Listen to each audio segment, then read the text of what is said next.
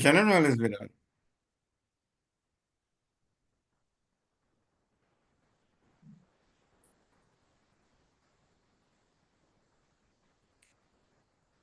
Ambassador co-chair is 11:30.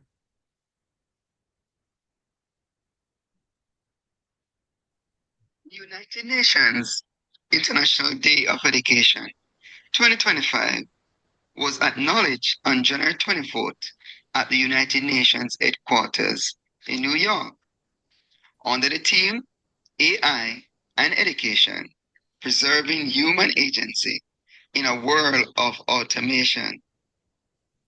The UN International Day of Education do provide an uncommon opportunity for in-depth reflections and the power of education to equip individuals, communities, nations to navigate and understand and influence technological advancement.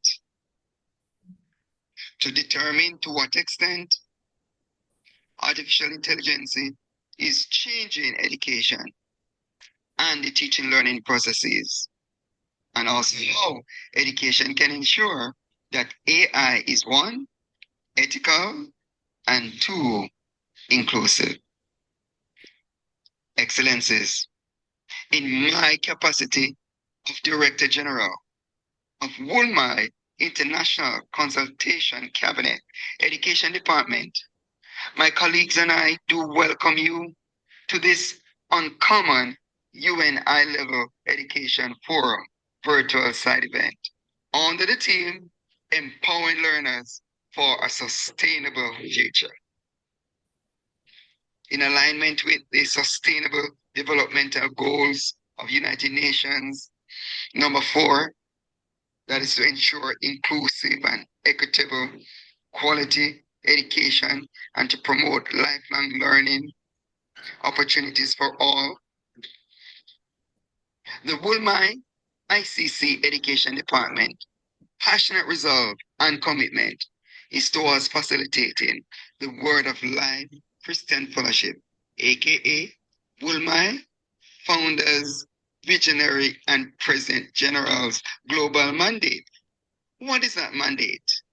The mandate is the provision of quality, affordable education, QAE. And so we pause to acknowledge at this point His Excellency, President General, Professor, the Right Honorable Dr. Phillip S. Phinn, Her Excellency, Senior Vice President, Reverend Dr. Sharon Bakoida Phinn, Her Excellency, Professor Arlene Bowen Greenfield, Senior Special Advisor, His Excellency, Advisor Lieutenant Dr. Bishop Randolph Henry, His Excellency, Lieutenant Dr. Cleveland Harris, Advisor and representative from the Children's Department. Also, we acknowledge His Excellency, Advisor, Professor Warren Simon, the co-chairs, Her Excellency, Professor Anita McKinney, and Her Excellency, Dr. Vanessa Rossor. Most distinguished ambassadors all, professors, educators, invited guests. We are honored by your attendance, and your robust participation is anticipated. The forum's panel discussion with the theme 2025 Call to Action, Bridging the Equity Gap, Transforming Education System for Inclusive and Accessibility, shall be a worthy and a worthwhile endeavor, and we do await the meaningful outcomes. We now declare this UN High-Level Education Forum virtual side event activated as of now. Hence, without further ado, we invite His Excellency, Advisor, Professor Warren Simon, to proceed. you very much.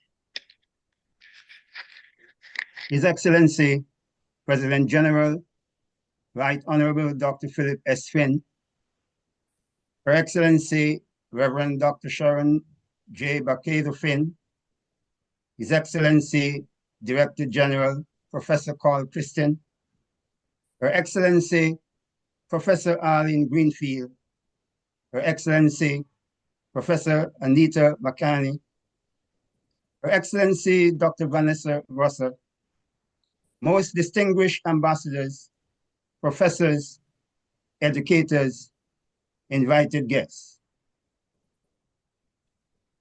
We members of the International Consultation Cabinet, the Word of Life Christian Fellowship, aka Word of Life Ministries International, WOLMI, gathered today to convene this United Nations High-Level Education Forum side event, marking and celebrating International Day of Education 2025 under the theme, Empowering Leaders, Learners for a Sustainable Future. To achieve this goal, it will be remiss of me and this distinguished forum not to honor, acknowledge, and give preeminence to the Almighty, in whom we live, move, and have our being, and seek his help to guide and direct this forum, providing us with his divine wisdom, knowledge, and understanding. Hence, we affirm, our Heavenly Father, as we commit this day unto you and all its proceedings, we thank you for life, health, and strength, and the opportunity to celebrate another year of observance for Education Day.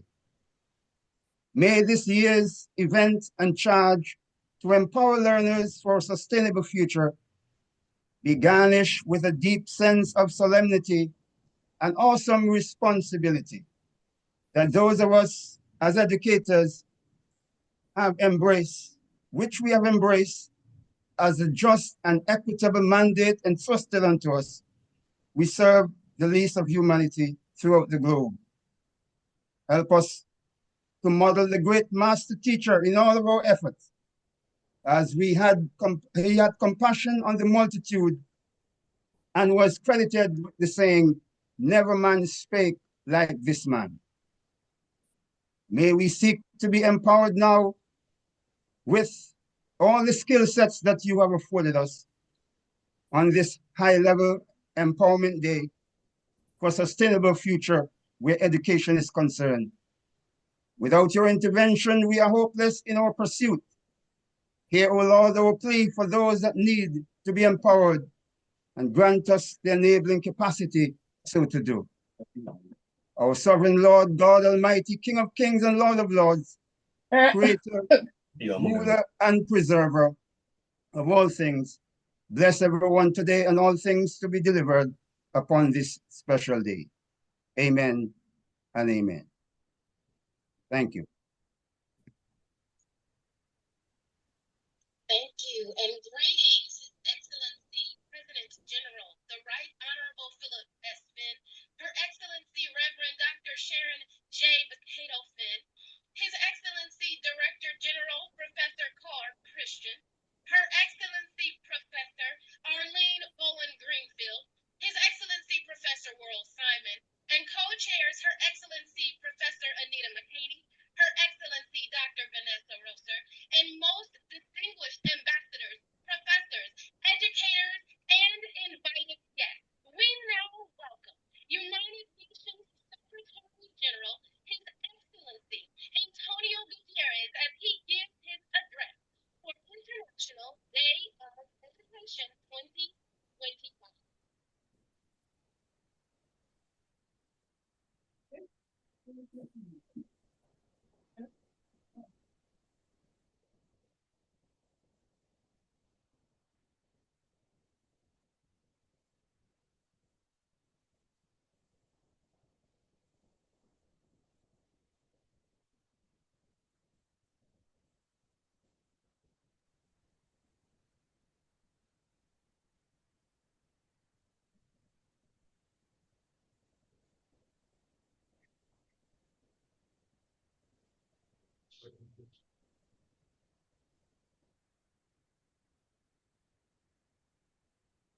We're not hearing anything.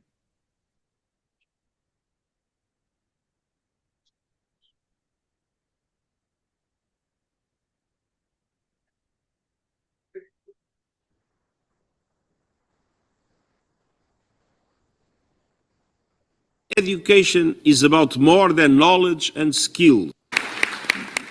Excellencies, ladies and gentlemen, almost 2 years have passed since the Transforming Education Summit in New York. Since then, the world has grown more unequal. Climate action has become more urgent. New technologies have become more disruptive. War and violence have sadly become more widespread. And all the while, the global crisis in education that we came together to address at the summit has shown little sign of abating. Without a dramatic shift in tackling that crisis, we cannot and will not shape a more peaceful, sustainable and just world. Because education is about more than knowledge and skills. Education is about the future of children and young people, the future of economies, the future of our planet and its natural gifts, the future of technology and whether or not it helps or harms humanity, and the future of our relations with one another. Education is not only about learning, education is about learning how to learn too. It extends beyond any individual subject or classroom to the very character of societies themselves. Every country should be sparing no effort to create true learning societies, grounding in systems that provide lifelong learning and that extend from childhood through adulthood. Given the stakes, the world cannot afford to shortchange education. But by nearly every measure, that is exactly what we are doing. Some 84 million children are likely to remain out of school by 2030. Secondary school completion rates are rising, but at a snail's pace. Getting more learners into classrooms isn't enough. We also face a problem of quality. For example, it is truly shocking that some 70% of children in sub-Saharan Africa are unable to read a basic text by age 10.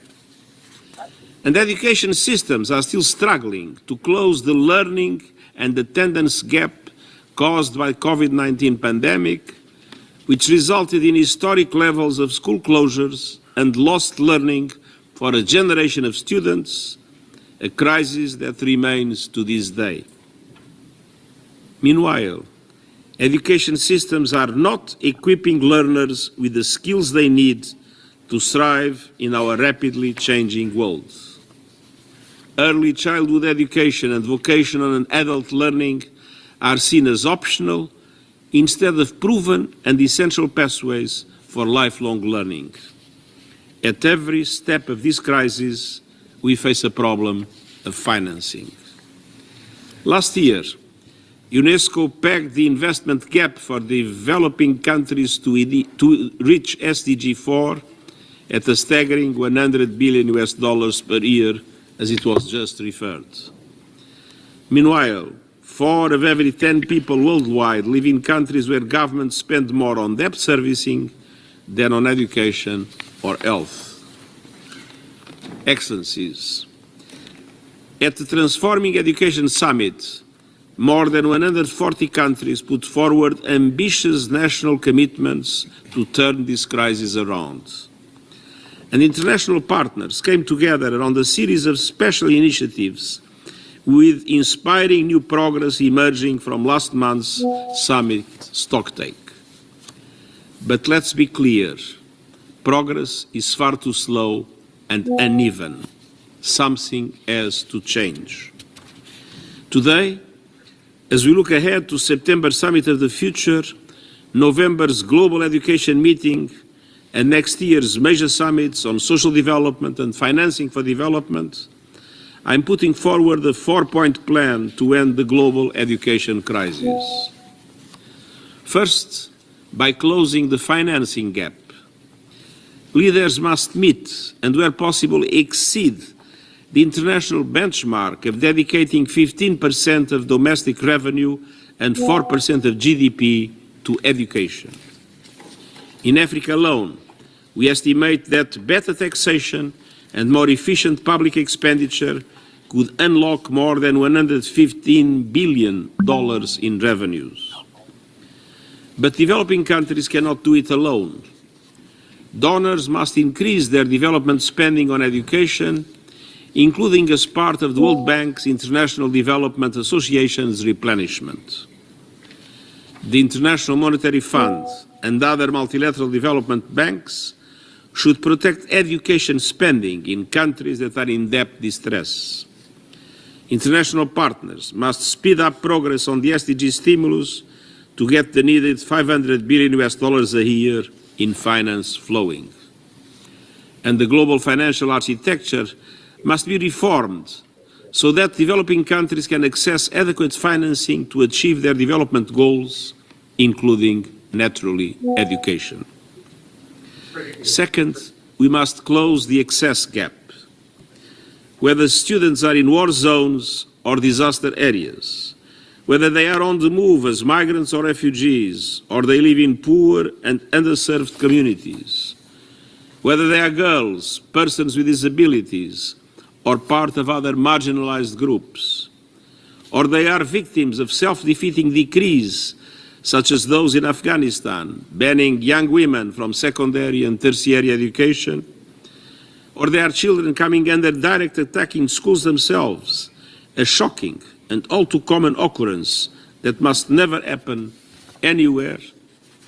Every child and young person deserves an education. We must fully invest in programs, in safe environments, and in education infrastructure that can reach all children with the learning and skills they need and deserve, no matter where they live, no matter who they are. Third, we must support the women and men on the front lines of education, teachers. We face a dramatic shortage of teachers, an estimated 44 million worldwide. And millions of teachers lack the support, tools, and continuous training that they need. Following the Transforming Education Summit, the high-level panel on the teaching profession has developed concrete recommendations to ensure that every learner has access to a professionally trained, qualified, and well-supported teacher. I welcome the efforts of UNESCO and the ILO to translate these recommendations into a new global standard on the status of teachers. And I call on all countries, teachers' unions, and partners to join forces to bring these recommendations to life in classrooms around the world. Fourth, it's time for a revolution within education systems themselves, to move away from structures that limit education to children and young people alone, to nurture the development and curiosity of every student of all ages, and to end the over-reliance on testing and rote learning. To do so, we must rethink what students are learning, with a strong focus on critical thinking and problem-solving skills, as well as skills in green and digital technology. We must rethink how students are learning, including harnessing digital technology to improve the learning and teaching experience and to improve access for students in remote or inaccessible areas. And we must rethink when students are learning, to reconfigure education systems so people can learn and reskill throughout their lifetimes. Excellencies, ladies and gentlemen, education is the single most important investment any country can make in its people and in its future. So let's start walking the talk. Let's come together to end the global crisis in education. Let's keep education at the heart of the global agenda, including the Summit of the Future this September. Let's develop solutions and investment pathways for every country to develop true learning societies. And let's support the dreams, ambitions, and talents of every person, young and old, throughout their lives. Thank you. The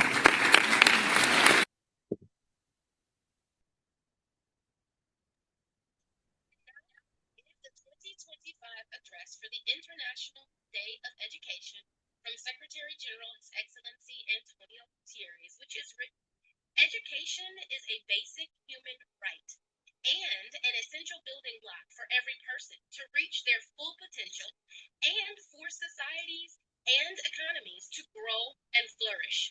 Today's rapid technological breakthroughs like artificial intelligence hold enormous promise to support students of all ages across their learning journeys. But the tremendous rewards are matched by some daunting tasks. As AI-driven systems become more powerful, human intention and machine-driven impacts can easily misalign. This year's International Day of Education reminds us that unlocking the potential of artificial intelligence also depends on keeping human agency and human rights at the heart of this rapidly evolving technology. We must ensure that artificial intelligence supports students and teachers through access to information and cutting-edge curricula and other learning tools. And we must work to guarantee that all users have the tools and knowledge required to use this technology smartly, safely, and ethically, including through UNESCO's competency frameworks to support learners and teachers as they incorporate artificial intelligence into their learning. The recently adopted Global Digital Impact includes further critical steps to help ensure that humanity retains control over the development and governance of artificial intelligence rather than the other way around. Artificial intelligence must never replace the essential human elements of learning. On this important day, let's commit to keeping humanity at the center of education systems everywhere. We now welcome to the podium President General for Word of Life Christian Fellowship, WOLMI, His Excellency, the Right Honorable Phillip S. Phinn, to give the opening remarks for International Day of Education 2025. Thank you, distinguished ambassador.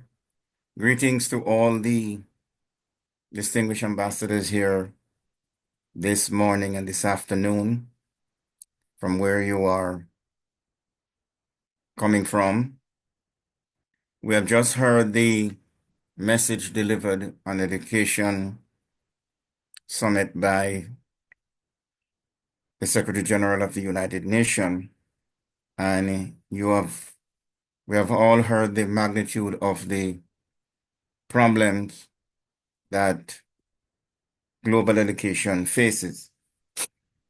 However, let's not become daunted by the magnitude of the problem. We're here, to solve problems. We can join United Nations and other governmental organizations in just having meetings and making recommendations and talking. And at the same time, at the end of the day, nothing is done, nothing is implemented.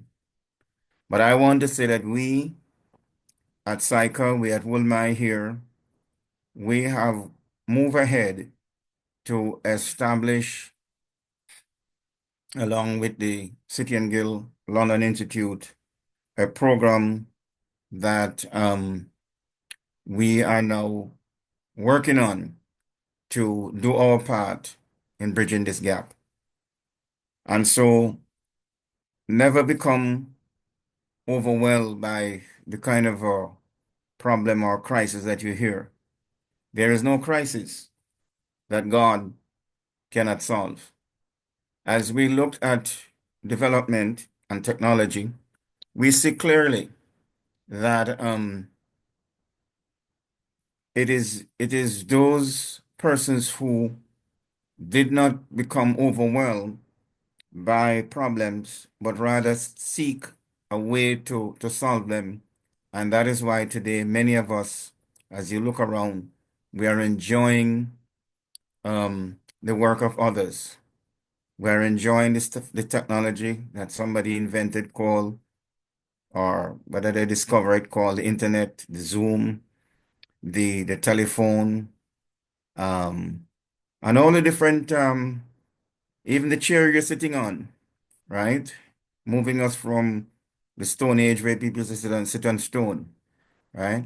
So every single thing that you see, the light bulb, the electricity that we're using, right? They weren't here at the beginning of time, but over time, God gave man discovery and wisdom to solve these problems. So as we look ahead, the future look dark and it look bleak, especially where education is not a human right opportunity as yet, and the masses continue to wallow in poverty because the opportunity to move ahead is only given to a few. However, we at WOLMI, we are using the opportunity that we have with consultative status through ECOSOC, United Nations Economic and Social Council, to do something about goal number 4 and to implement what we call the QAE, quality affordable education. We are passionate about it. And as you can see, the quality of person we have here this morning in what I would call this August body, we're all together working, using our skill set to tackle this problem. And we are confident that we're not going to join the masses and curse darkness all the days of our life, but all of us are going to light candles and dispel the darkness. So for me, the future is bright. I can tell you that because I'm a prophetic student, and Isaiah chapter 60 speak loud and clear. The prophet of God declared this. He says, "Arise and shine." Well, God speaking to him is the word of the Lord. "For your light is come. The glory of the Lord is risen upon you." Then he said, "I look and I see gross darkness is upon the world." But he said, "Don't be afraid. You know, I see kings, even kings coming to your brightness." You know, just recently I had an invitation to go meet a king and his kingdom. And part of what I'm going there for in September is to discuss how we can get how many millions of people that this man is ruling over out of squalid poverty condition by, showing them a way around quality, affordable education. So I'm excited about problem solving. When Daniel saw the handwriting, when King Belshazzar saw the handwriting on the wall and they called for Daniel, to come and interpret the handwriting on the wall. One of the things that they said about Daniel is that he was a dissolver of doubt, right? In other words, they said this man knows how to solve problems. He can dissolve doubts. Let us understand that we are here to solve problems and not to become overwhelmed by them. Finally, I want to say that, we have a saying in Jamaica, and it's very prophetic, but it's just that they don't understand what they're saying. And those of you who are from the island or probably have run into Jamaicans, you will hear they say, Jamaica, no problem, man. Huh? That's a prophetic statement, but they don't understand that, right? And we have to interpret, that to them. In other words, when I hear that, I'm saying every problem demands a solution, and there is a solution to every problem. Otherwise, if that was not so, we can all stop fooling ourselves and stop saying that with God all things are possible. Because the great God, with him whose all things are possible, turn around in Mark 9 and verse 23 and says, all things are possible to you who dare to believe. I rest my case. Thank you very much.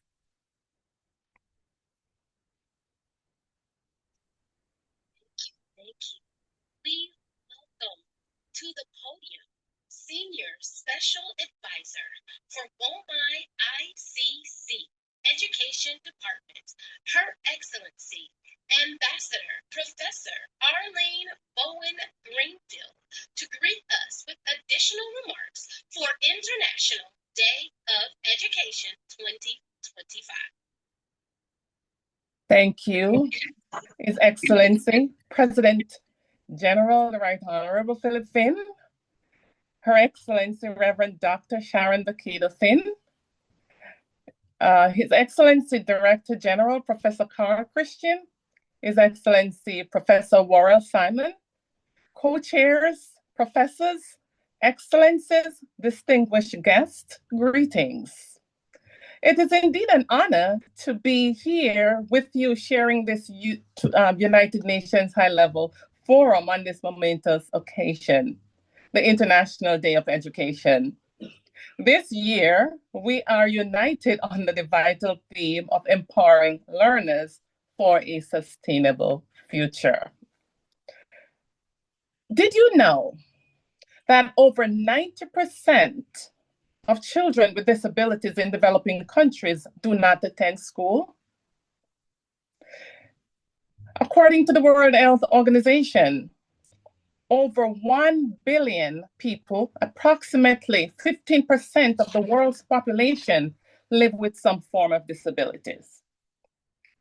This is not just a statistic. It is a call for action for all of us. The data is staggering, and it's a reality that we can change under the SDG goal number 4, bringing quality and affordable education. This can empower learners and shape a sustainable future for all. Your actions today can make a significant difference. The urgency to this issue cannot be overstated. We must act now to ensure a brighter future for all. Common saying, education is the cornerstone of any development, sustainable development. It equips individuals with knowledge, skills, and values necessary to create a prosperous and equitable world. UNESCO reports that 175 million children and youth globally are currently out of school. This highlights the urgent need for equitable access to education and an opportunity to lift these people out of poverty. Today, empowering learners is more than just imparting knowledge. It fosters critical thinking, creativity, and resilience. Studies have shown that students with access to quality education are 50% more likely to contribute positively to communities and economies. This is empowerment. Inclusive access to education should be a fundamental right, and it is a fundamental right. Yet, millions of children and adults still lack this opportunity. According to UNICEF, girls and learners with disabilities are disproportionately affected, with an estimated 129 million girls out of school. We must intensify our efforts to remove the barriers, open doors for these marginalized groups, and many more, and ensure that every learner has the chance to contribute to a sustainable future. In celebrating the International Day of Education, let us reaffirm our commitment to empowering learners and relentlessly pursue knowledge, equity, and innovation. As esteemed delegates and educators, our role is crucial in this journey.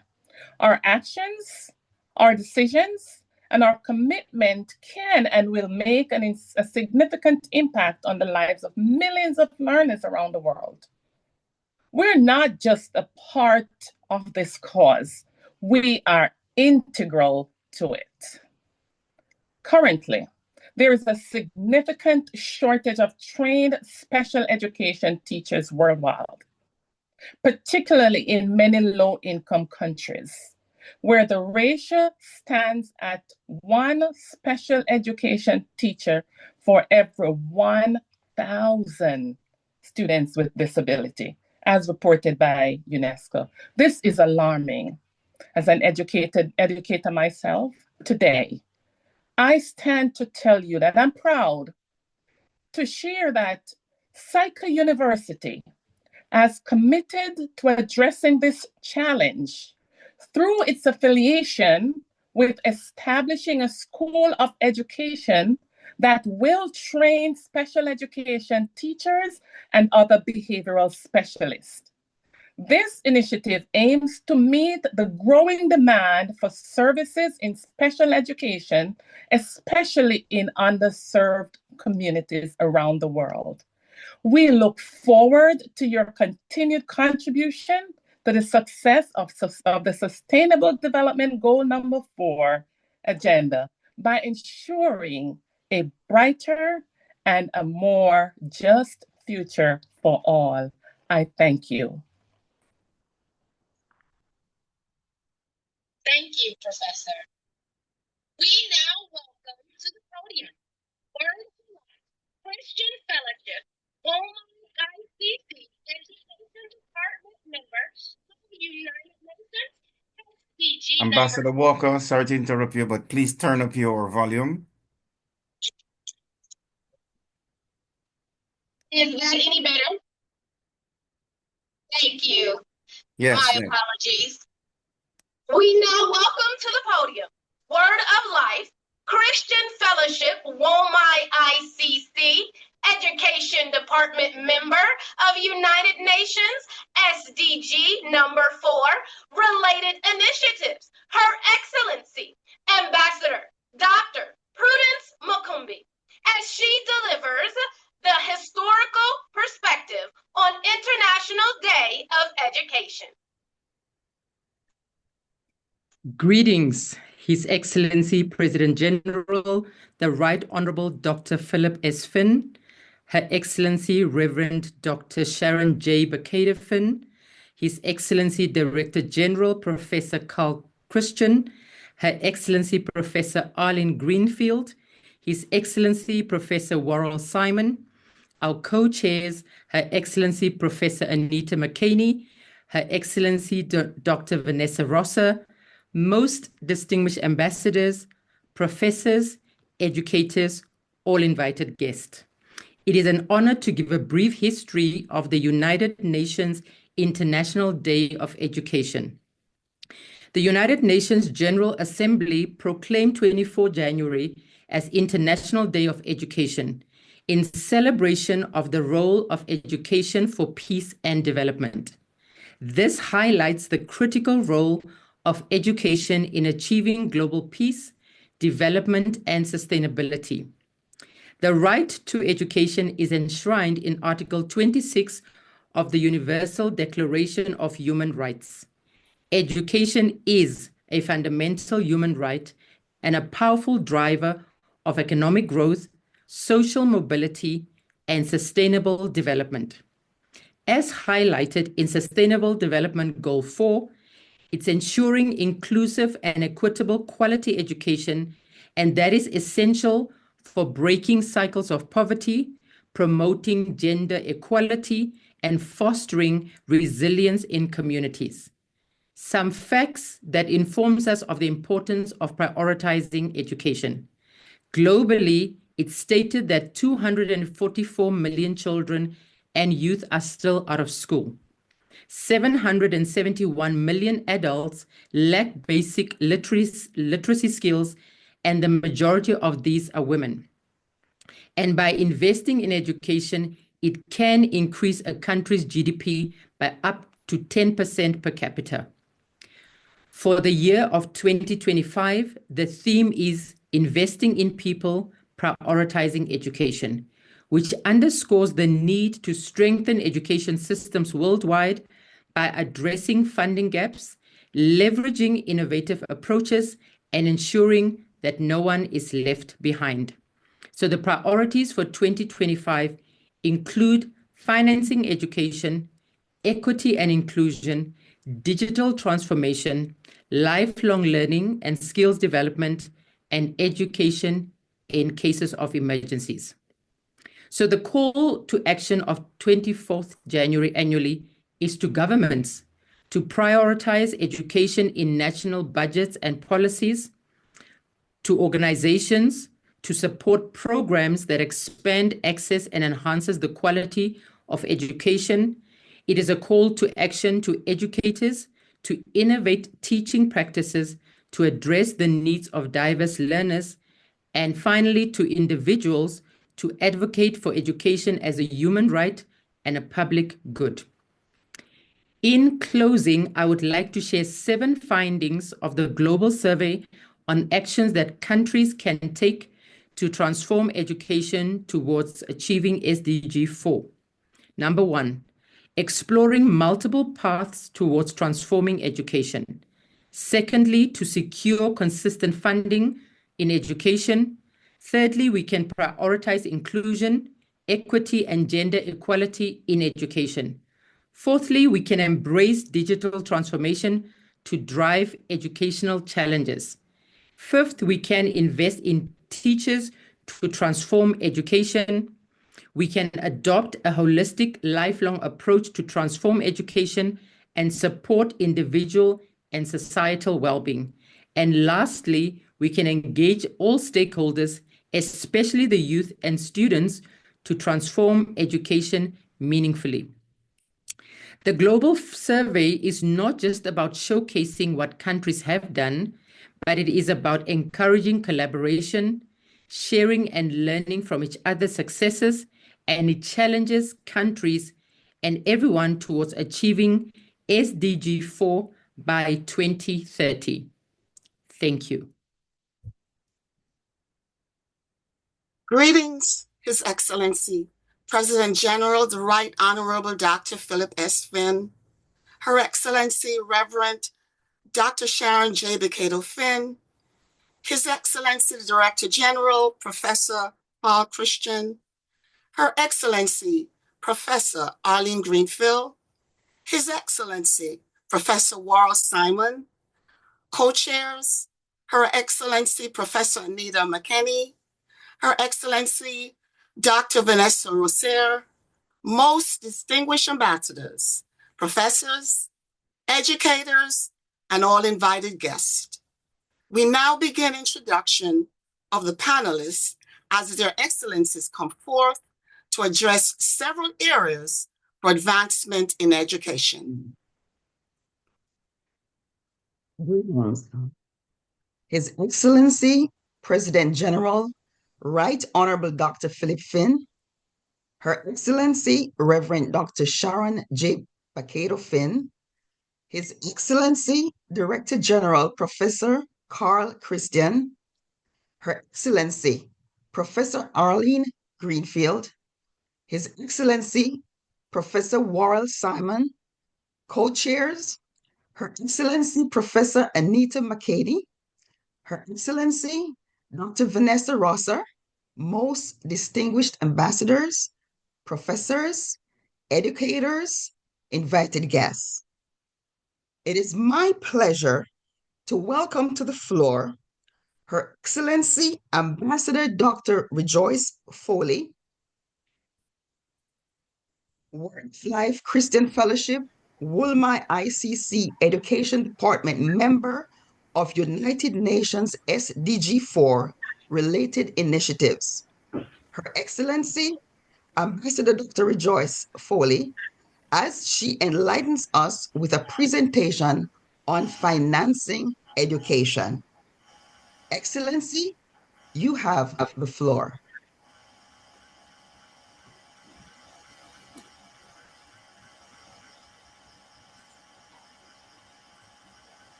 Her Excellency, thank you so much for that introduction. His Excellency Director General Professor Carl Christian, His Excellency the President,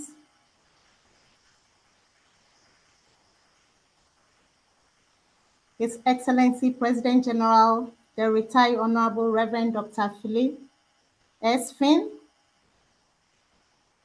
Her Excellency Professor Arlene Greenfield,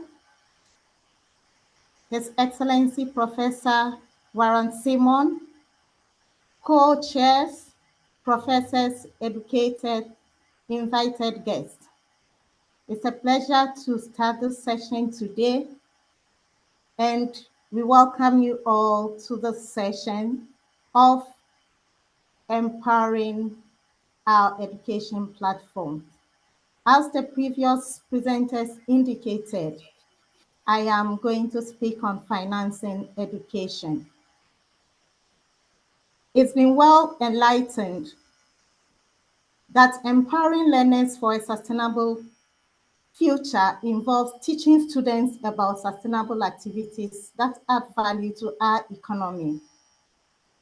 Can I please ask Her Excellency to give me a presentation mood for my presentation, please?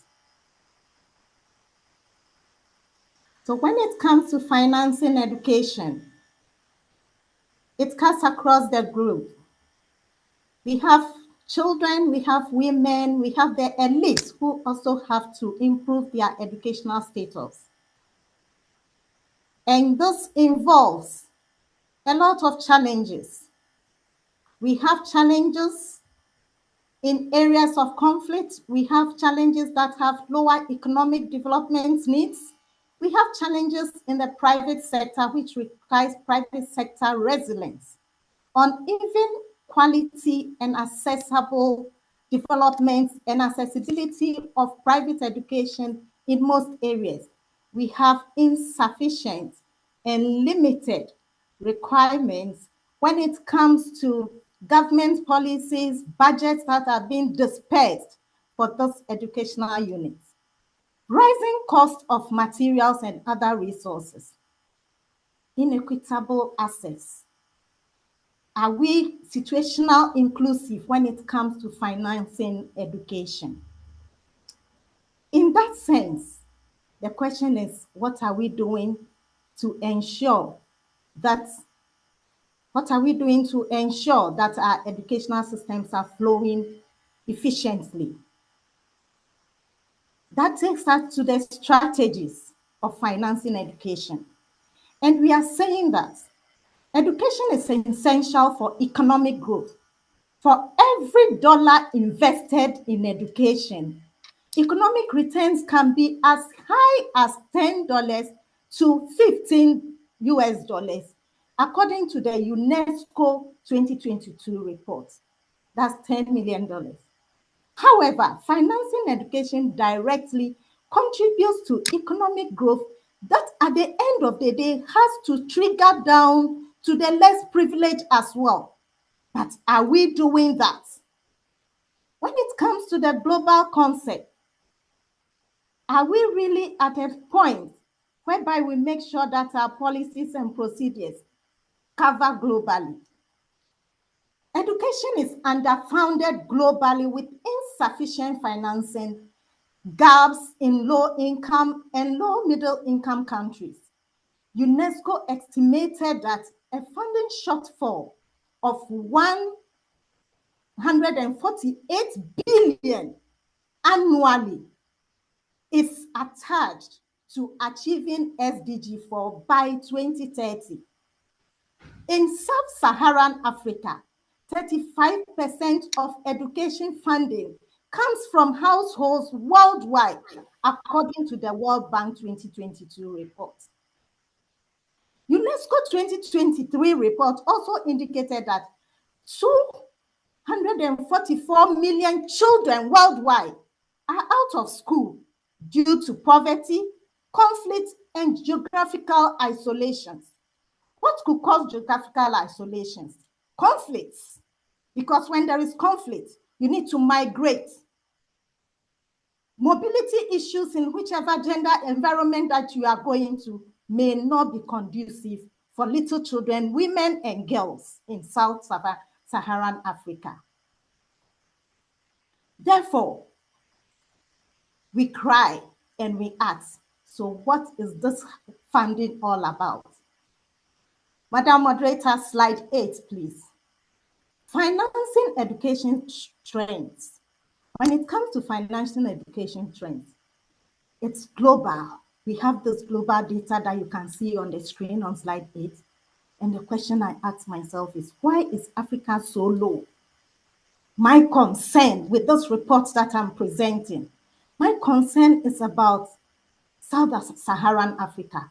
Looking at Mozambique and Sierra Leone, very low. Is it that we are not getting supporters or sponsors? Or is it that the community itself is not willing? Because there's that saying that willingness is a choice for us to develop this. How much do countries spend on education? Looking at the report on slide 9, you could realize that along the line, Norway, New Zealand, the developed countries are rather promoting and projecting higher figures. But when it comes to the African territory, the figures are low. Challenges, for example, when it comes to the learners, I indicated already the conflict zones and the low geographical areas that are poverty intense don't have enough resources. The question now comes to, how do we end this? What are the strategies to end this? Madam Moderator, please move on, strategies to end this. So, the strategies that I'm outlining include governments prioritizing education and advocate for progressive gender benefits. Tax systems should foster higher skills in innovatives. Tax systems that could help the workforce to be on the ground to make sure that whatever the education policies are, whenever the education policies are implemented, there are people to drive these education policies. Introduction of AI-based tools, affordable devices that ensure internet access across board, access to schools, road mechanisms, etc. Because even if the education system brings infrastructure, talking about school properties, rooms, study materials, etc., and the road that will take the individual to the school is not good, it means we have failed. It comes to public-private sector partnership. The PPEs that we have, are we engaging them adequately? Thank you so there are much. lots of schools of thoughts. So we look at mobility, mobilizing resources, lifelong learning, yes, promoting skills and programs across all ages. Thank you My very much. call to action is? Thank you very much. Thank you so much. My call to action is to enhance Excellency. brain skills, enhance policymakers to get on board, and finally, ensure that implementation is key. Happy International Day of Education. Thank you all. And let's move education as one of our priorities. Thank you, Madam Thank you very Moderator. much. Thank you Thank you. so much, distinguished ambassador, for your passionate delivery. You reminded us that number one, education is the key to addressing our global challenges. Another big takeaway from your presentation is the capacity to learn is a gift. Ability to learn is a skill, and the willingness to learn is a choice. We have choices. Let's choose to collaborate, communicate, and coordinate to help empower learners for a sustainable future.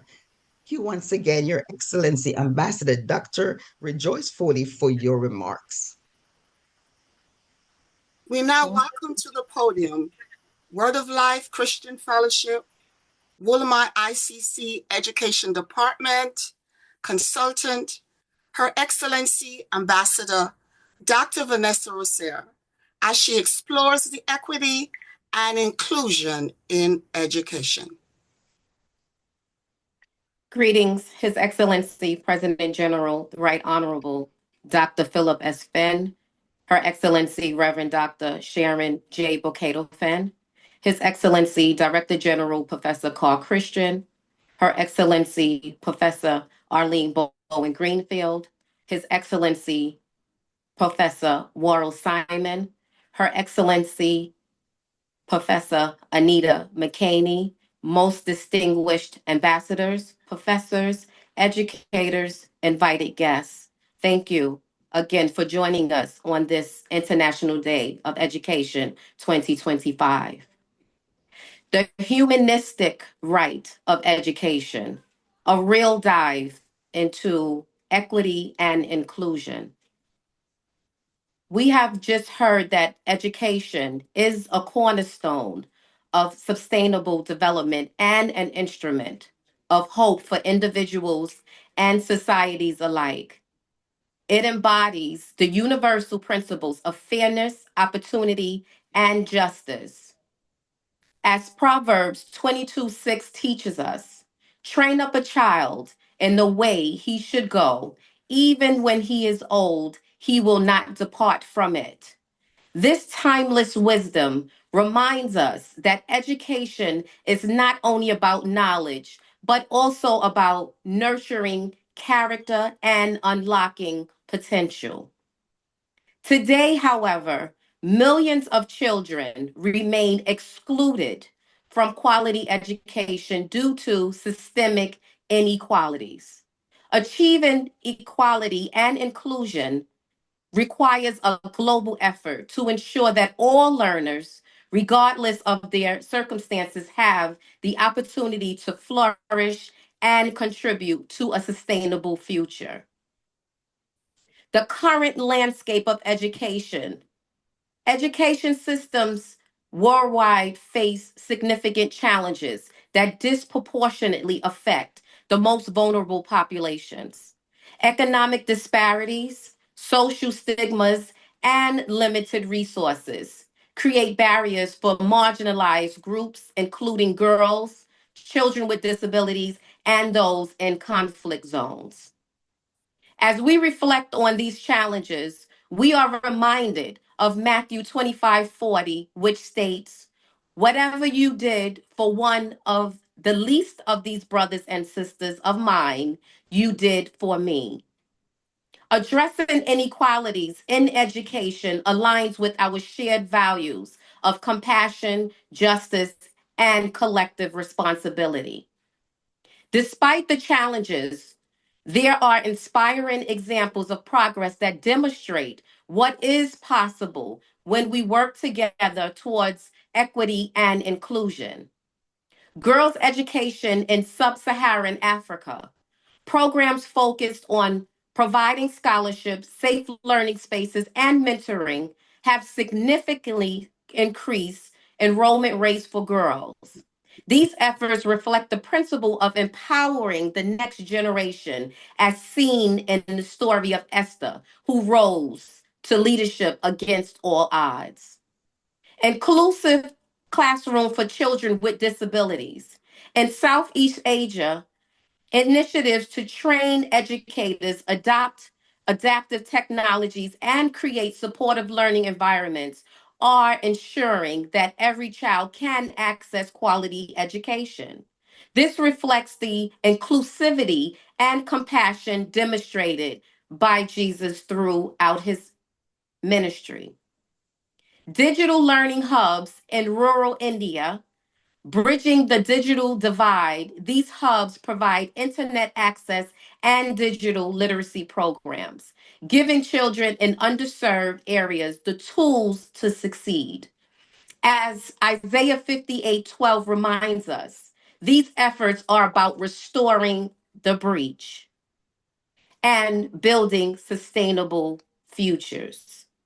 To build on these successes, we must focus on strategies that promote systemic change.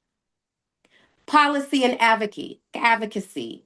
Governments, as we've heard, governments must provide equitable resource distribution and enforce anti-discrimination policies, ensuring that every child has access to quality education. This aligns with the call in Isaiah 117 to seek justice and correct oppression. Innovative solutions. Technology can be powerful for reaching marginalized communities. From online learning community platforms to solar powered digital hubs, innovation can break down barriers and expand access. Community engagement. Local leaders and stakeholders must be involved in creating tailored solutions that address cultural and social barriers. As Nehemiah demonstrated, effective rebuilding requires unity and collective effort. Global partnerships. Collaboration across nations, organizations, and sectors is essential for mobilizing resources and sharing best practices. This reflects the biblical principle of unity and diversity as seen in 1 Corinthians 12:12 through 14. Monitoring and accountability. Regular evaluation of policies and programs ensure that efforts to achieve equity and inclusion remain impactful and sustainable.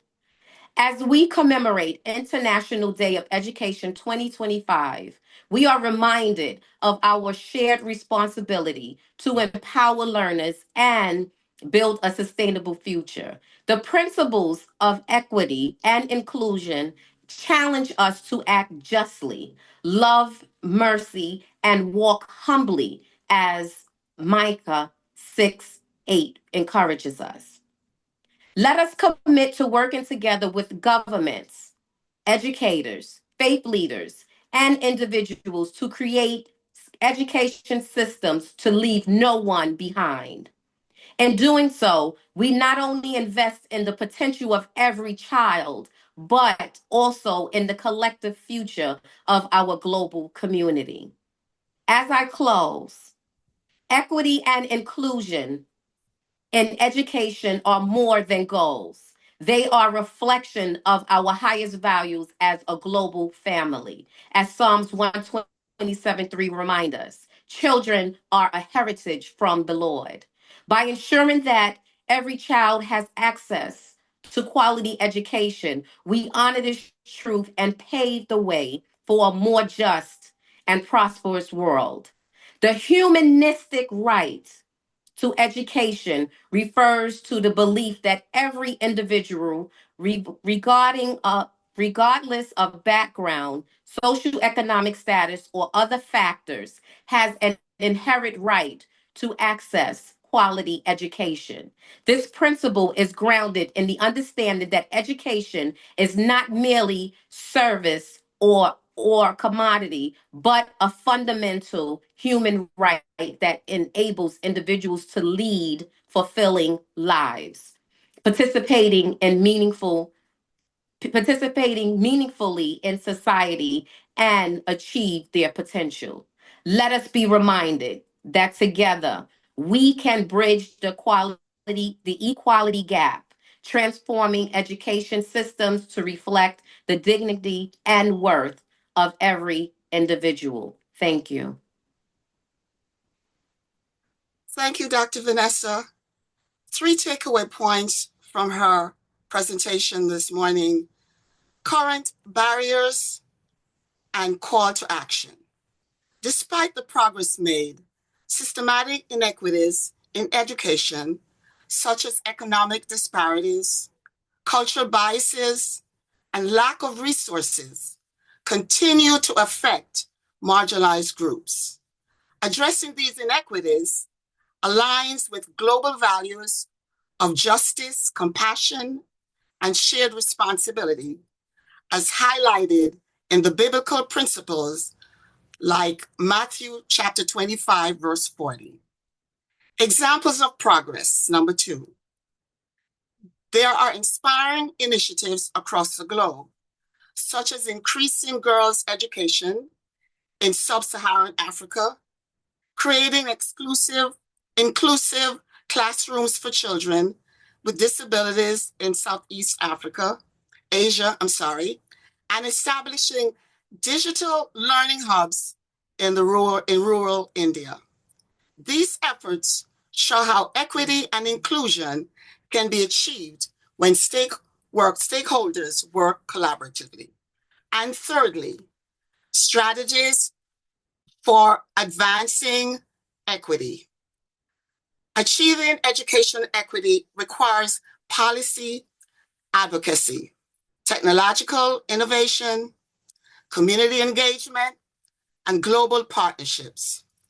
These strategies, grounded in biblical principles of justice and unity, will help build sustainable inclusion education system for a better future.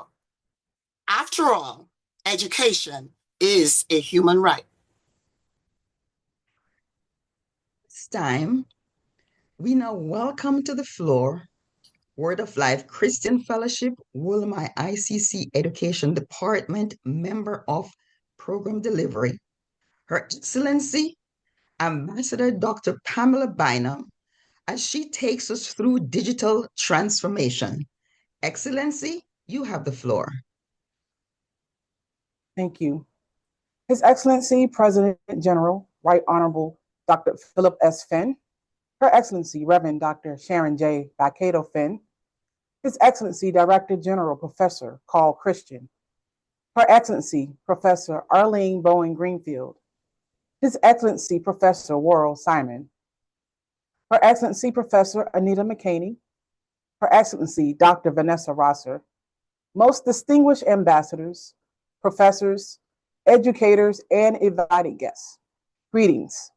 I am Her Excellency Apostle Dr. Pamela Bynum from Rocky Mount, North Carolina, in the United States.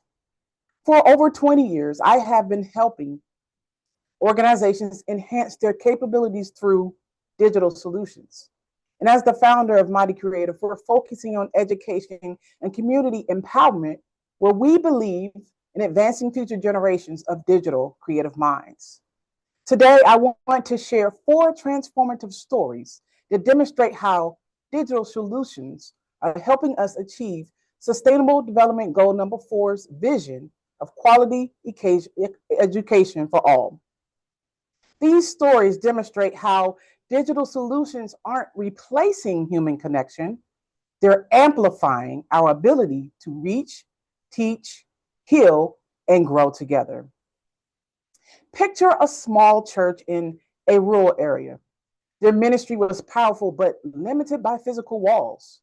Through digital solutions, their morning prayers now reach thousands globally. But here, this is the beautiful part. It wasn't about changing the ministry itself. Their prayers remained just as heartfelt and the community just as strong. But that digital transformation simply removed some barriers, allowing their message to touch lives they never thought were possible. Like ripples in a pond, their impact grew exponentially while maintaining the authentic human connection at its core. As Jesus commanded us in Mark 16:15, go into all the world and preach the gospel to all creation. Through digital transformation, they were able to do exactly that. They overcame a geographical and social economic barrier to reach those who might otherwise have been excluded. We work with a team that has been developing an AI tool that transformed lesson planning from hours into minutes. But what happened next was remarkable. Teachers didn't just save time, they discovered new possibilities. One educator shared, this tool didn't just give me back hours, it gave me the space to dream bigger. They used their newfound time to innovate, to mentor, to transform their teaching in ways they never imagined possible. An educator with 23 years of experience noticed young children losing interest in traditional books while showing remarkable engagement with technology. Instead, she decided that this was a problem that can be solved, but also an opportunity to bring about transformation. Through augmented reality, she created books that came alive when they scanned with a device, teaching not just literacy, but emotional intelligence. This innovation shows us how digital solutions can preserve traditional learning while making it more engaging and accessible for modern learners. We had an intern who was brilliant at creating visual content, but struggled with his writing. Instead of highlighting his limitations, we introduced him to AI as a personal grammar mentor. Now, working along his human mentor, he began to use the AI tool to understand his grammatical errors. This wasn't just about correcting mistakes, it was about preserving dignity while fostering his growth. Over time, his confidence grew, his writing improved, and his mentor felt comfortable giving him full autonomy over social media posts. I acknowledge that these stories come from a place of privilege where internet access in this area is readily available. But the reality is 2.7 billion, 1/3 of our world's population, still doesn't have the access to internet, while in some areas, 89% internet penetration are existing, while others have maybe only 40% of that access. Even in developed nations, the digital divide still persists, where 42 million Americans still lack quality broadband access. But here's what gives me hope. Digital transformation can help anywhere once it has been experienced. Sometimes it starts with one person seeing a need and using whatever resources they have to solve that problem. If the opportunity hasn't reached your community yet, but you're hearing this now, you might be the one to bring digital transformation to your part of the world. Because transformation doesn't start with perfect conditions, it starts with one person seeing a possibility and taking action. In closing, Proverbs tells us that your gift makes room for you and opens the way for access to important people. And through these stories, we see how digital transformation itself becomes a gift, creating room for connection, for growth, for reaching those previously unreachable. And what about the gift? The gift of time. There is indeed an element of time associated with every transformation, and digital solutions have uniquely unleashed this gift in ways we never imagined possible. When we free educators from administrative burdens, when we break down geographical barriers, and when we make education more accessible, we're not just saving time, we're investing time in human potential. To further education, to further the future of education is not just about the digital part, it's the accessible part. And because this gives us that chance to create time and space for meaningful connection, and that transformation is changing lives, one digital solution at a time. Thank you. Thank you, distinguished ambassador, for the great insights you have shared. transformation is revolutionizing education by investing in human potential. By freeing educators from administrative burdens and breaking down geographical barriers, we're creating space for meaningful connections and growth. This shift bridges the gap in education, making quality learning accessible and helping to remove barriers that once limited potential. Digital solutions aren't replacing human connection. Thank you so much for that reminder. They're amplifying our ability to reach, teach, heal, and grow together. The essence of digital transformation lies in enhancing human agency rather than replacing it. As we embrace this technological leap, we're not just saving time, we're unleashing a wave of innovation that's transforming lives, one digital solution at a time. Thank you so much for that great insight, Your Excellency, Dr. Pamela Bynum. We thank you again for your remarks. Now we welcome to the podium Word of Life Christian Fellowship, WOLMI-ICC Education Department, Secretary to the Director General, Her Excellency Ambassador Professor Anita McKinney, as she engages us in lifelong learning and skills development. Greetings to His Excellency, President General Right Honorable Dr. Phillip S. Phinn, Her Excellency Reverend Dr. Sharon J.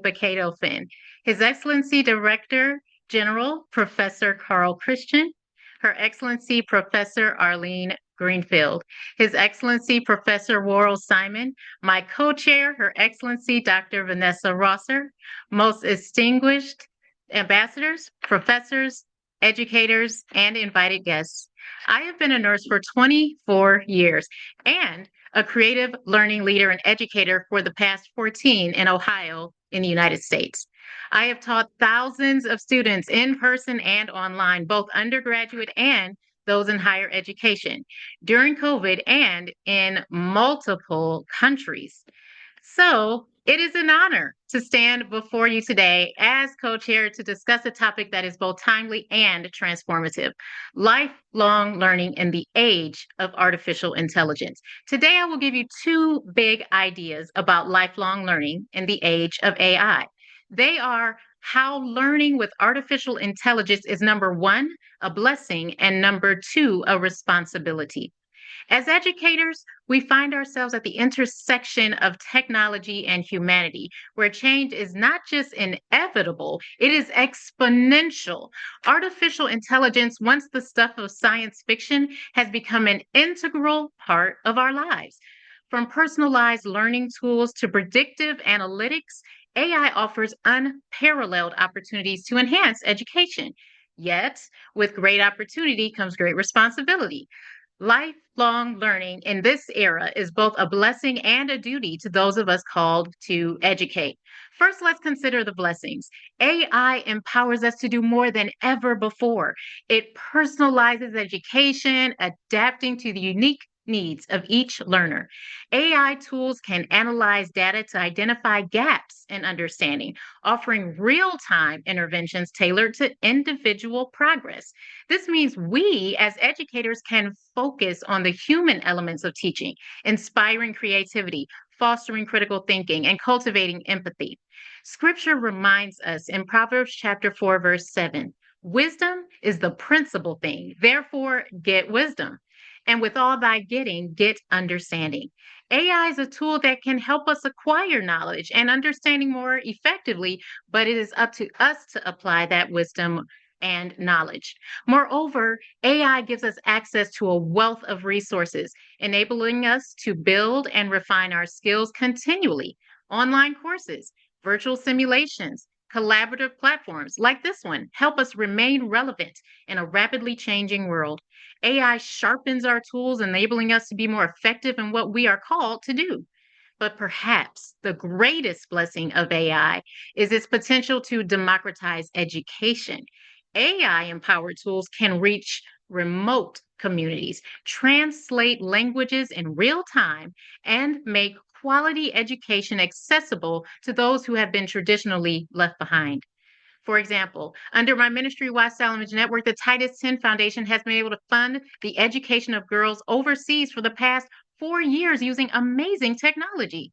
As educators, we are in part fulfilling a great mandate and addressing Sustainable Development Goal number 4 by bringing knowledge and opportunity to all nations. Yet, with these blessings comes responsibility. While AI has the potential to enhance skills development, it can also hinder it if misused. Over-reliance on AI tools may lead to diminished critical thinking and problem-solving abilities. Students might become passive consumers of information rather than active learners. As 1 Corinthians chapter 10, verse 13 warns, all things are lawful, but not all things are beneficial. We must use AI wisely, ensuring it complements rather than replaces human effort. Additionally, we face the challenge of ensuring equitable access to AI-powered resources. Not all educators and students have the same opportunities to leverage these tools. An EDUCAUSE journal article by Colin McFadden stated that, quote, people of lower economic means of certain racial and ethnic groups with disabilities and who live in rural areas consistently lag in their ability to fully participate in the technology-driven world, unquote. Without intentional action and policy changes, the digital divide can widen, leaving many behind. This is where our responsibility as educators aligns with Galatians chapter 6, verse 2, which urges us to bear one another's burdens and so fulfill the law of Christ. Skills development also requires a delicate balance of technical and human-centered growth. While AI excels at enhancing technical skills like data analysis and programming, it cannot teach empathy, creativity, or ethical reasoning, essential skills for navigating an AI-driven world. As stewards of education, we must nurture human traits like acting justly, loving mercy, and walking humbly with God. These qualities are irreplaceable by machines and foundational to our work as educators. Artificial intelligence is, after all, artificial, although useful. Finally, to progress in lifelong learning, we must model it ourselves. 2 Timothy 2:15 encourages us, study to show thyself approved unto God, a workman that needeth not to be ashamed, rightly dividing the word of truth. Staying informed about emerging technologies and continuously refining our skills equips us to lead by example and advocate for others. In conclusion, lifelong learning in the age of artificial intelligence is both a blessing and a responsibility. It can progress skill development through personalized learning, access to vast resources, and opportunities for innovation. However, it can also hinder growth if we rely on it without fostering critical thinking and human connection. As educators, let us do 3 things. Let us embrace AI as a tool, not a crutch. Let us teach our students not just how to use technology, but how to use it wisely. And let us champion equity, policy, and advocacy, ensuring every learner has the opportunity to develop the skills they need to thrive. Together, we can shape a future where technology serves humanity and education remains a beacon of hope. We can navigate this new era with courage, wisdom, and purpose. And we can navigate the AI with the great I Am, who gives us life now and offers it for eternity. Happy 7th Annual International Day of Education. Thank you so much, Her Excellency Professor McKinney. 3 points, 3 takeaways from her presentation. She said, yes, the blessings of lifelong learning in the AI era.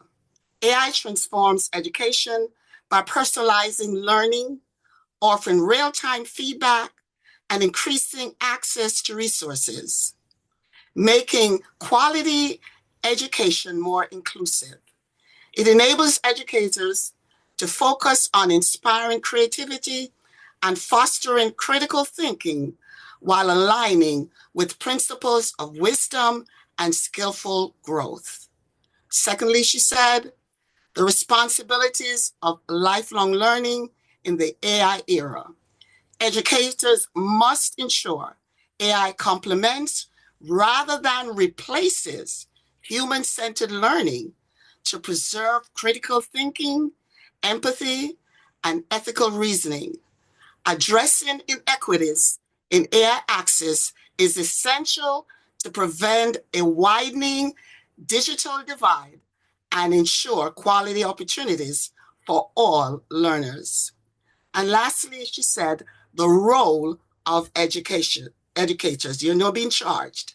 As lifelong learners, educators should embrace AI responsibly while modeling continuous growth and innovation by fostering both technical and human-centered skills. They can lead students in navigating an AI-driven world with wisdom and purpose. Thank you again, Her Excellency. We now welcome to the floor Word of Life Christian Fellowship, WOLMI-ICC Education Department member of United Nations SDG 4 related initiatives, Her Excellency Ambassador Dr. Samoya Henry Pierre Lewis, who will share her presentation on education in emergencies. Excellency, you have the floor. Greetings, His Excellency President General Professor the Right Honorable Phillip Phinn, Her Excellency Reverend Dr. Sharon J. Phinn, His Excellency Director General Professor Christian Carl, Her Excellency Professor Arlene Bowen Greenfield, His Excellency Professor Worrell Simon, co-chairs Her Excellency Professor Anita McCaney and Her Excellency Dr. Vanessa Rosser, professors, educators, and invited guests, greetings. So my name is Dr. Samoya Henry Pierre Louis, and I'm truly honored to have been tasked this morning to speak upon a very crucial and important topic, education in emergencies. And as we recognize and celebrate the 2025 United Nations International Day of Education, truly this topic is essential. And it is essential because of a very important number. Next slide, please. And that number is 888 million. And I am sure many of us can only hope to see this figure one day on our bank statements. But this number represents the number of children worldwide that continue to face disruption to their education due to a global crisis or emergency. Next slide, please. And as such, it is important that we are not only aware of the different types of global emergencies that impact many countries, but how do these emergencies impact education? And what is the implication for all of us here on this platform? Next slide, please. So to begin, let's just look at what is currently happening in the world.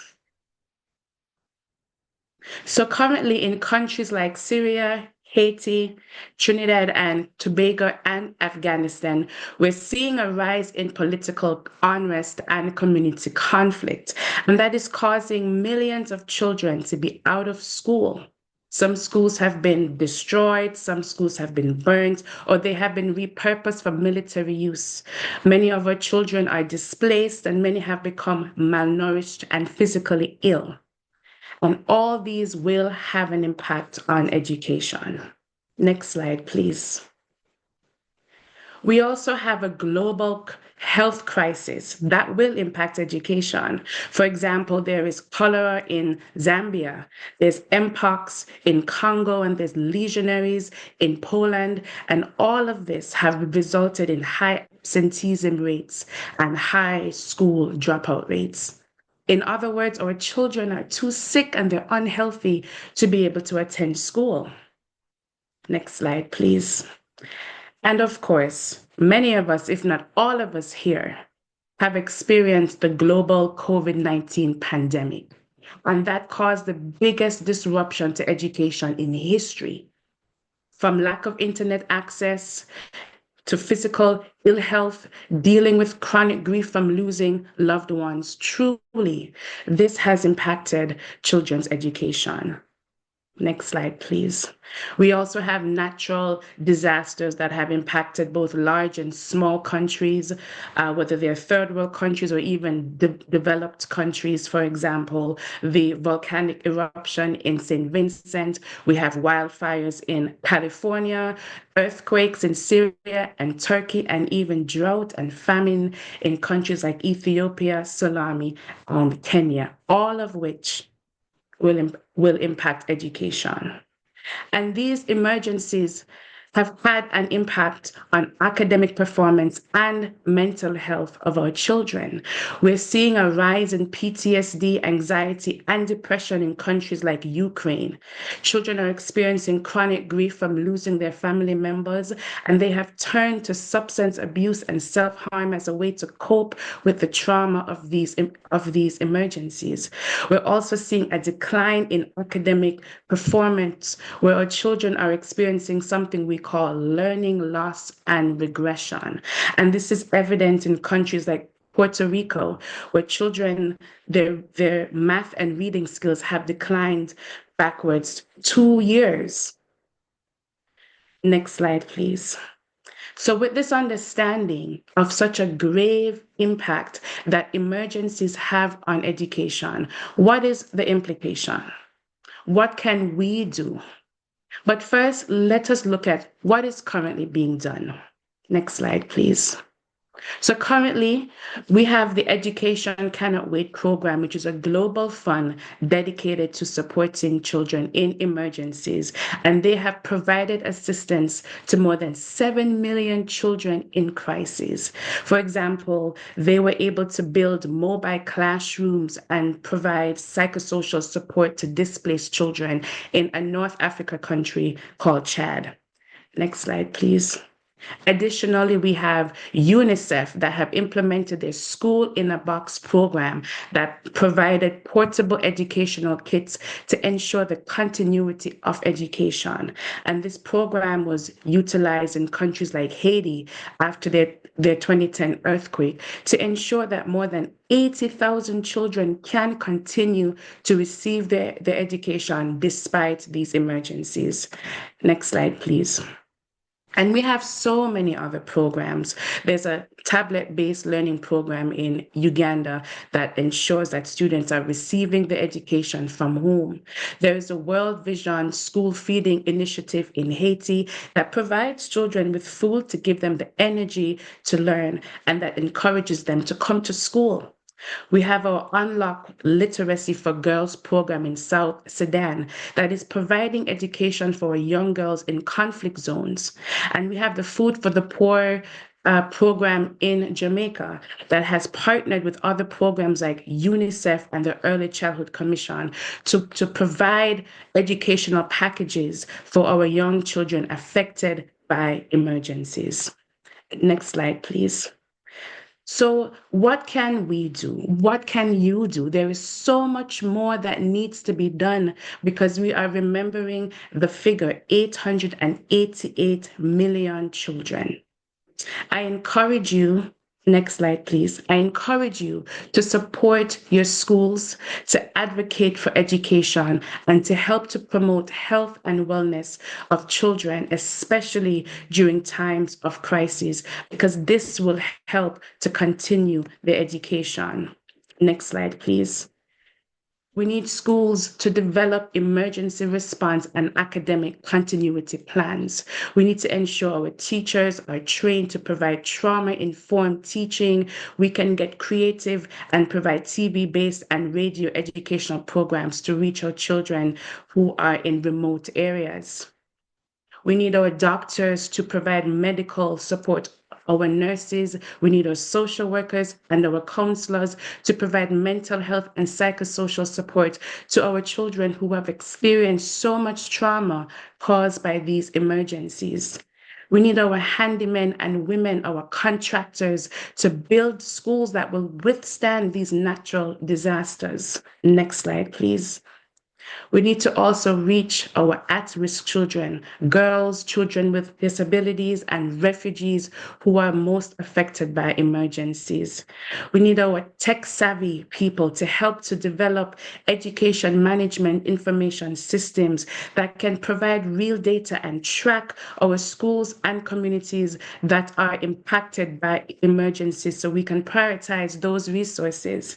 And we need to advocate to allocate a higher percentage of our humanitarian aid to education, because currently it's only 2%, 2.1% globally. We need more funding.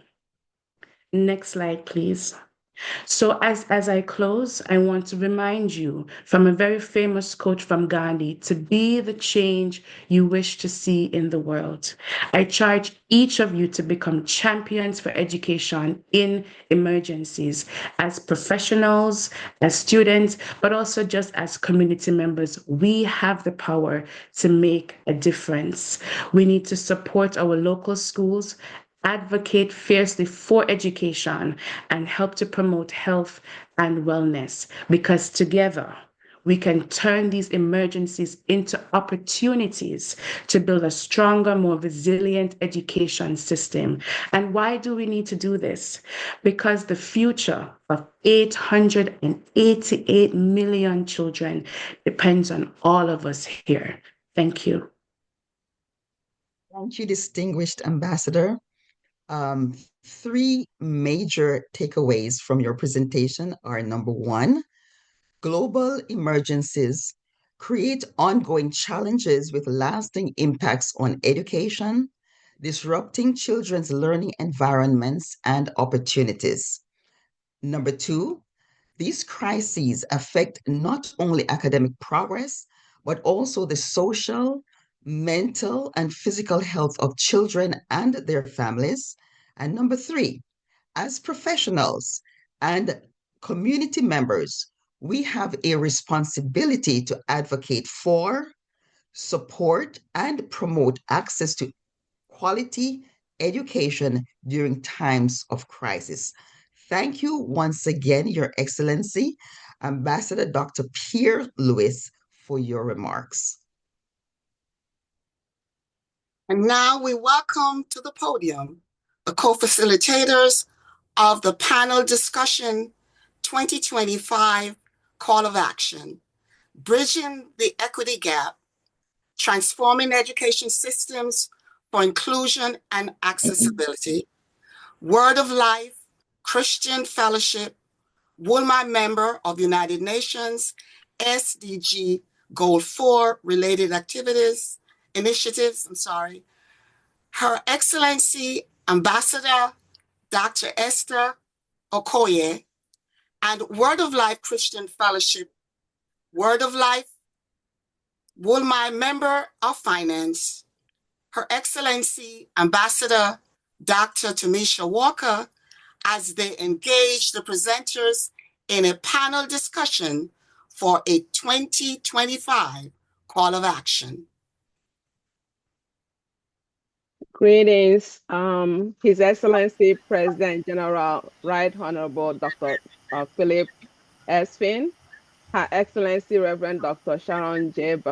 Phinn, His Excellency Director General Professor Carl Christian, Her Excellency Professor Eileen Bowen Greenfield, His Excellency Professor Worrell Scammon, and co-chairs Her Excellency Professor Anita McKinney, Her Excellency Dr. Vanessa Rosser, most distinguished ambassadors, professors, educators, and all invited girls. I welcome you to this forum panel on Bridging the Gap 2025 Call to Action on Transforming Education Systems for Inclusion and Accessibility. I welcome also my coach, facilitator, Her Excellency Ambassador Dr. Tamisha Walker. Thank you all.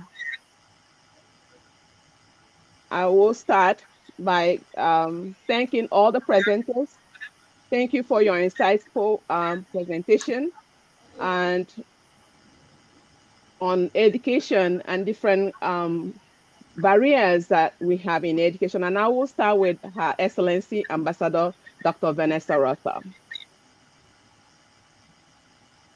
Your question. From your perspective, what are the biggest barriers to achieving equitable education systems globally? And how do you differ across regions? And how they differ across regions, sorry. Thank you for the question, Ambassador. The barriers to achieving equitable education systems globally are multifaceted, often influenced by socioeconomic, social, cultural, and political context. Let me highlight three challenges that particularly are pressing. First, the economic inequality means one or more of these obstacles are very significant. And low income regions, poverty directly limits access to education.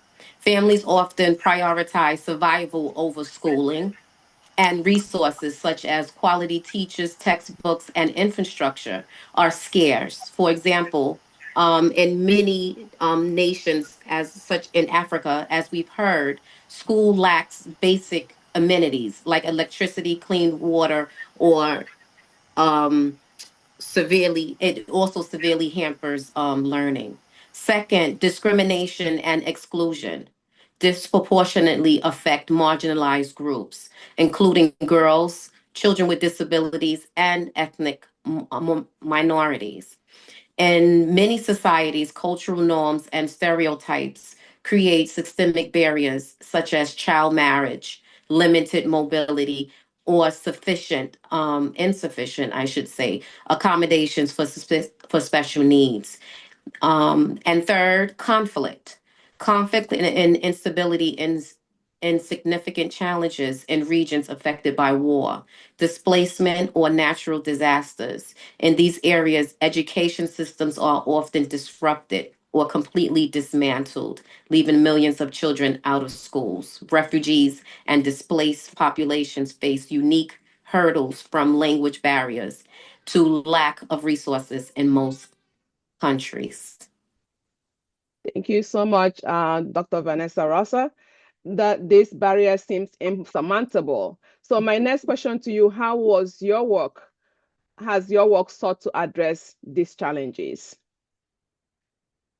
Through my work, I've sought to address these barriers by advocating for inclusive policies and fostering community-based solutions.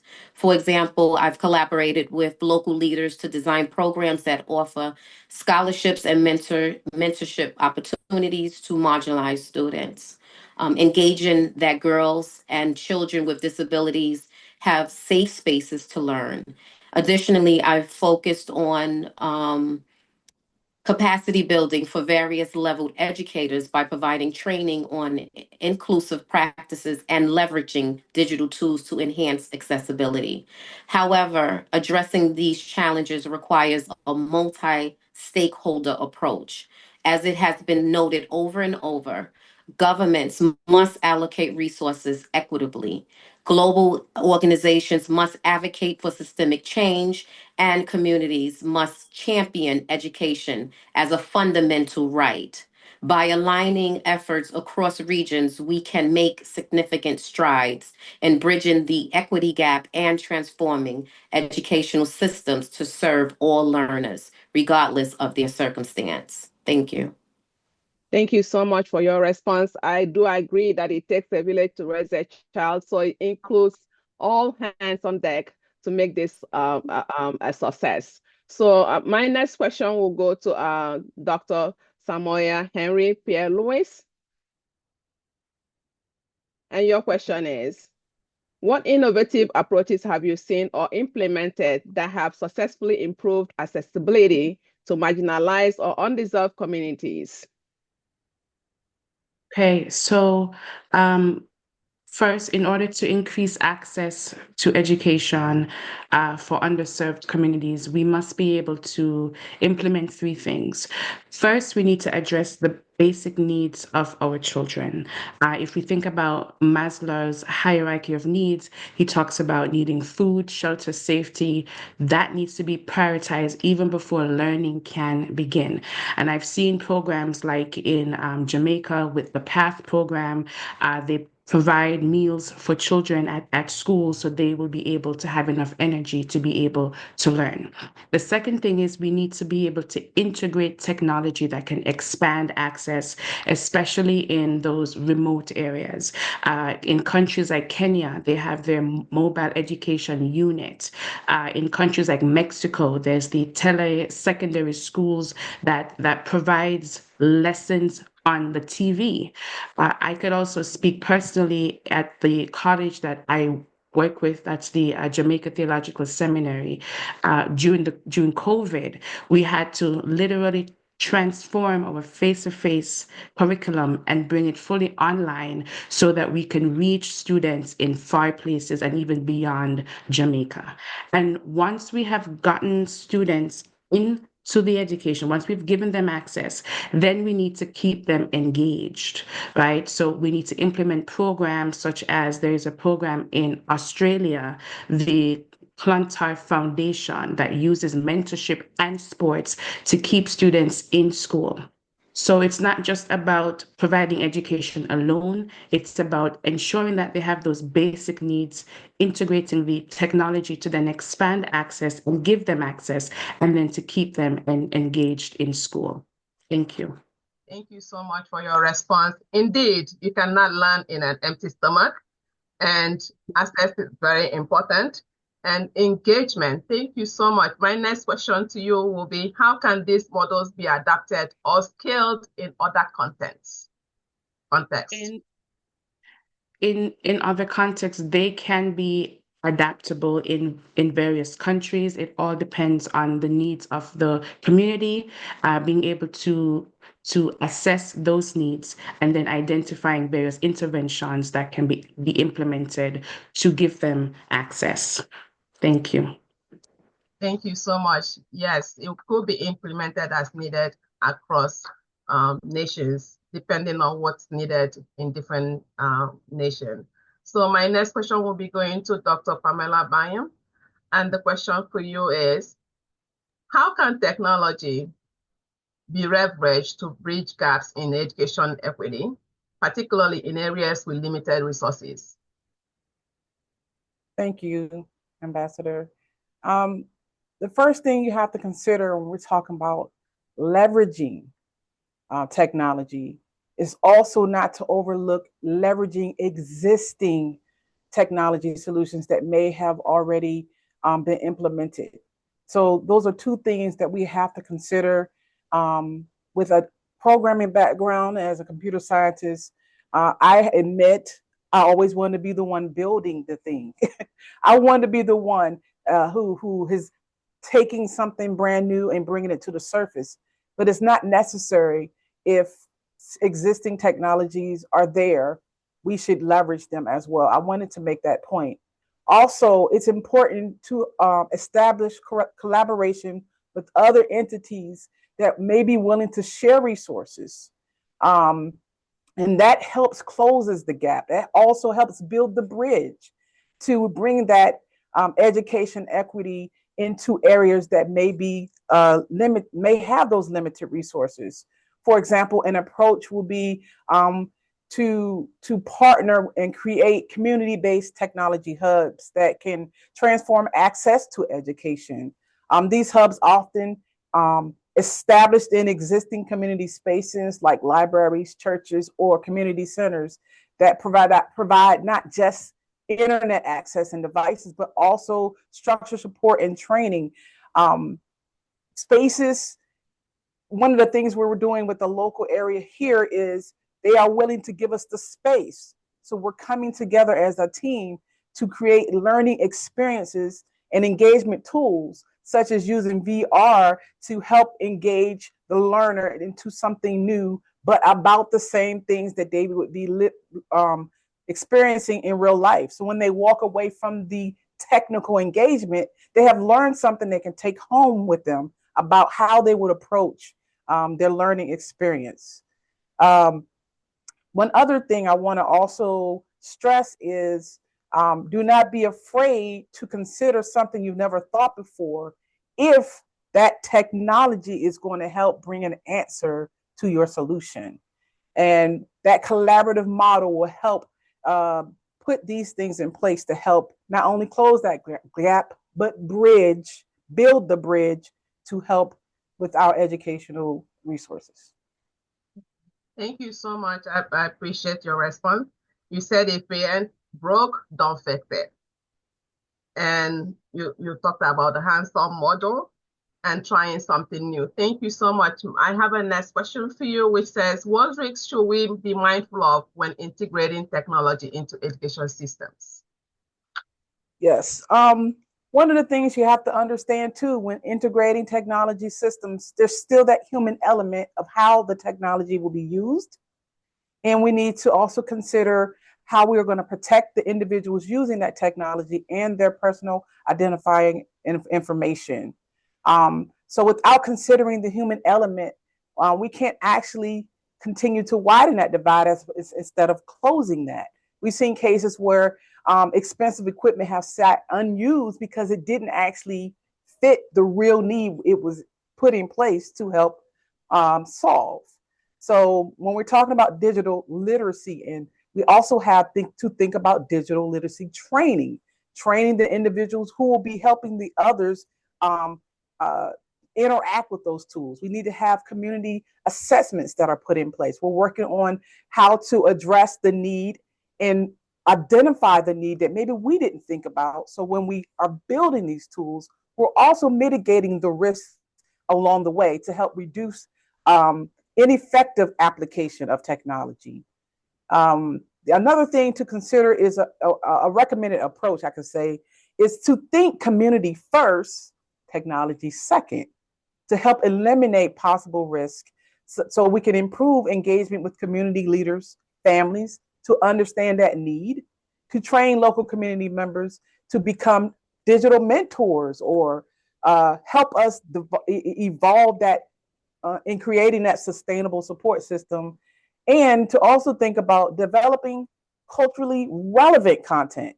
What is working for us may not be working somewhere else, but to use the knowledge we gain to build something that will resonate with the community that in need of that technology to create a valuable experience. Thank you so much. You pointed out very important things here. You said identify the need first. And when you identify the need, make sure that assess who needs support in the community and then provide the technology based on their needs and abilities. Thank you so much. I appreciate that.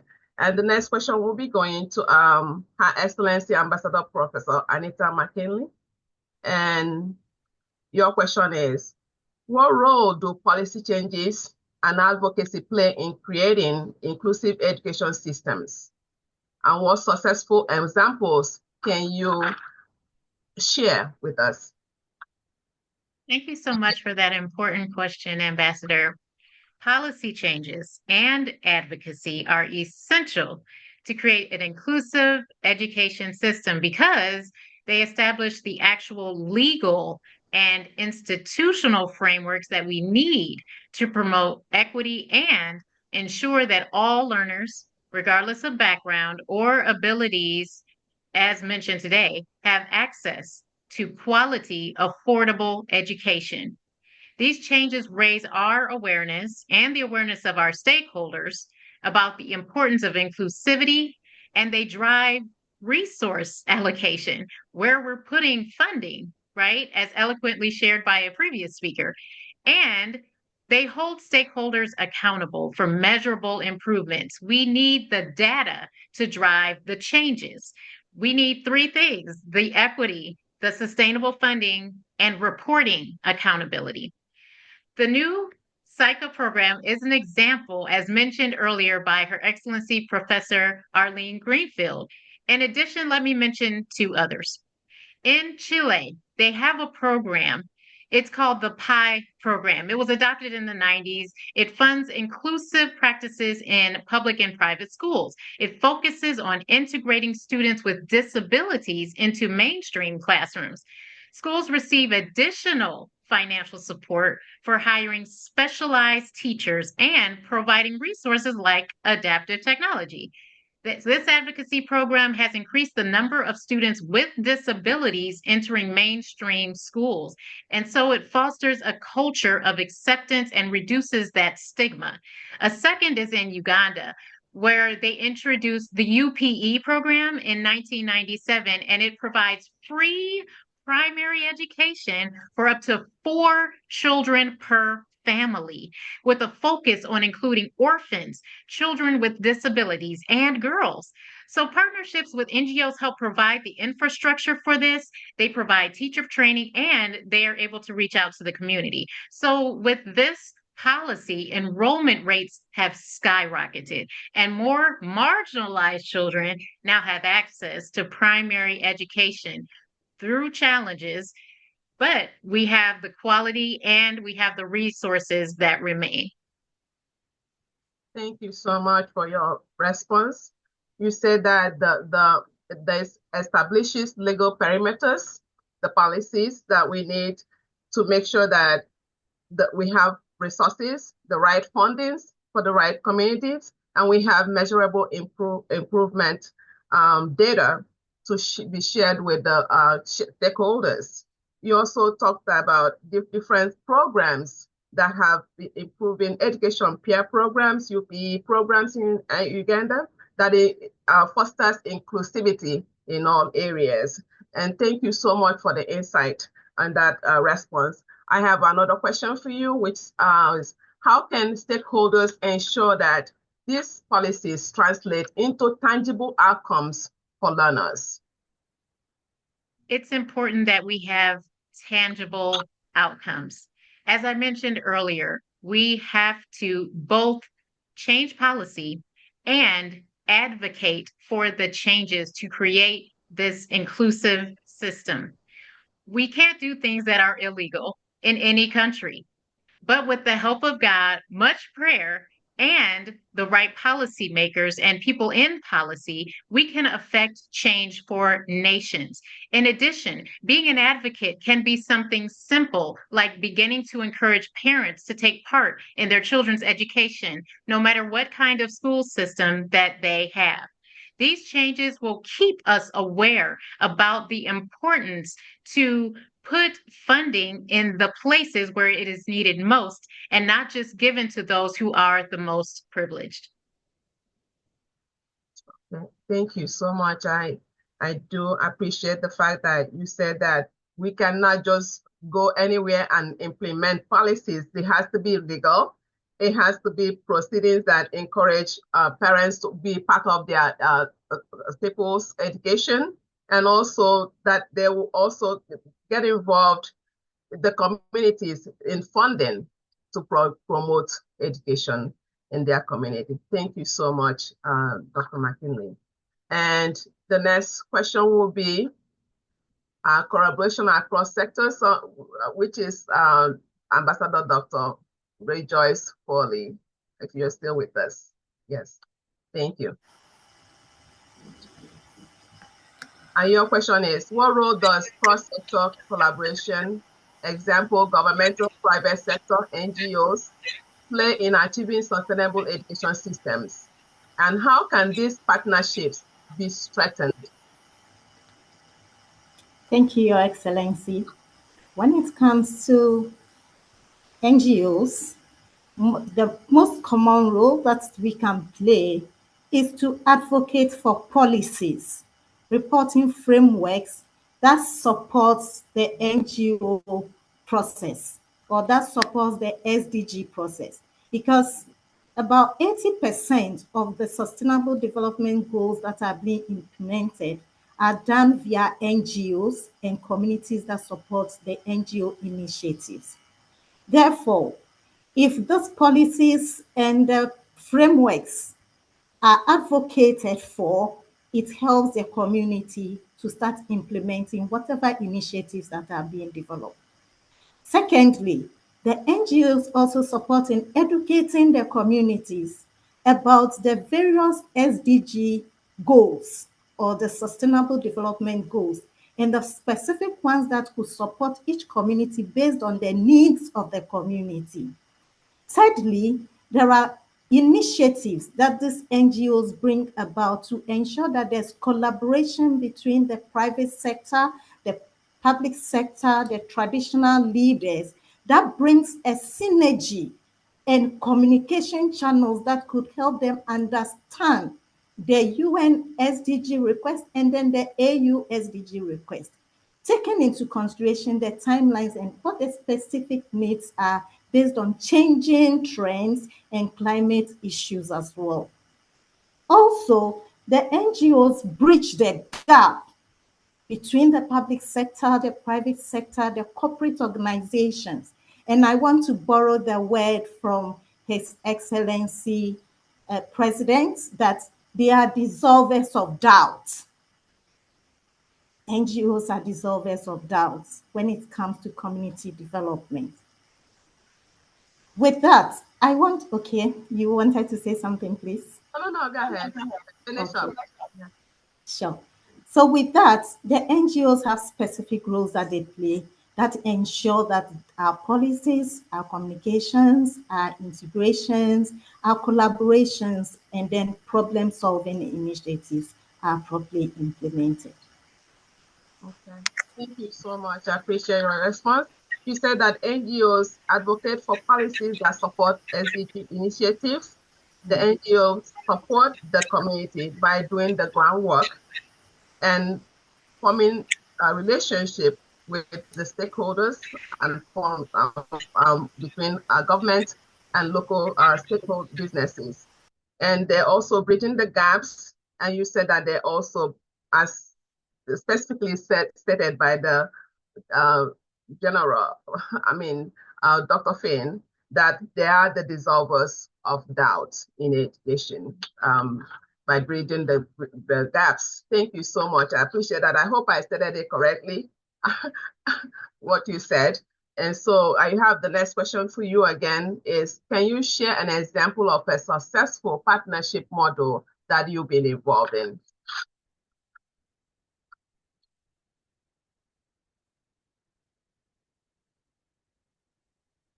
I think you're on mute, Ambassador. Thank you. Yeah, do you want us to repeat the question? I heard it clearly. Okay. So when it comes to successful partnership initiatives, there are quite a lot. However, this is what resonates with the environment that I find myself in. That is the social change model. So the social change model helps to collaborate and achieve value-based processes that can support positive social development.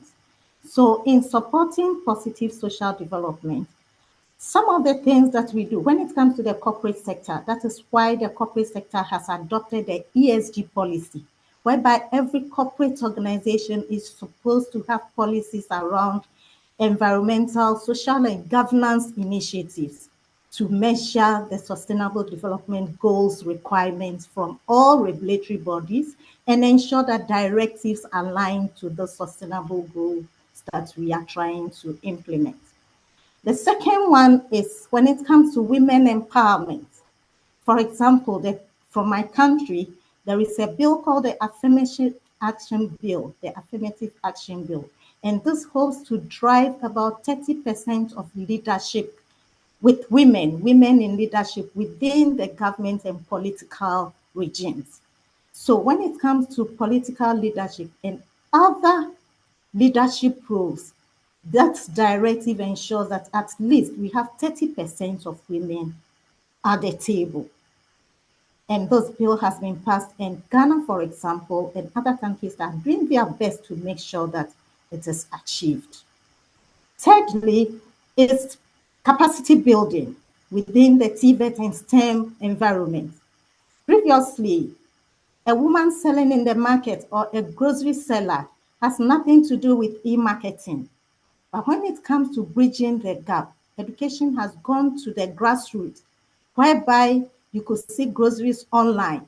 And the persons whose materials or goods are online, excuse me to say, may not be able to even speak the Queen's language, but he's selling because that gap, technology has bridged the gap. And that speaks to the social change model. Also, I want to make example of our own WOLMI-ICC initiatives that we are doing. It disseminates to trigger and impact the communities that we find ourselves in, build capacity, and grow global talents when it comes to protocol and diplomacy and other things that we do as WOLMI. So in all, I think that is what I have to say. Thank you. Thank you so much. You said it so importantly, mentioning the different areas and the different sectors that needed to be involved. Talked about the social change and the model, why it's important that you have a positive social change and having the corporate sectors involved and the governmental sectors as well. You also mentioned the women empowerment and usually in Ghana, as you gave as an example, you have women in leadership. There's affirmative action that you have 30% of women involved in their meetings, involved in sitting at the table in making these decisions that involve other women. I hope that's what you're saying. If you are differ, you can also correct me in that you have 30% of women who sit at the table to make sure that there's representation for women.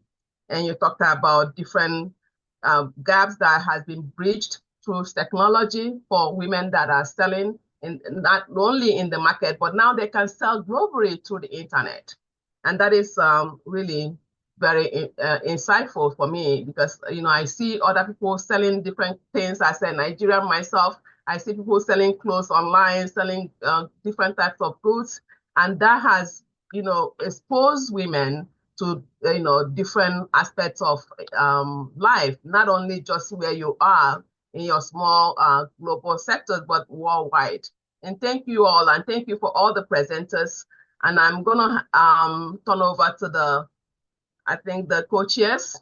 Thank you again. Thank you again, everyone, for your presentations and your panel discussion. This was wonderful. We now move to you, those are distinguished guests. Please place in the chat any comments or questions that you may have so that we can share them with our presenters and give acknowledgement to them.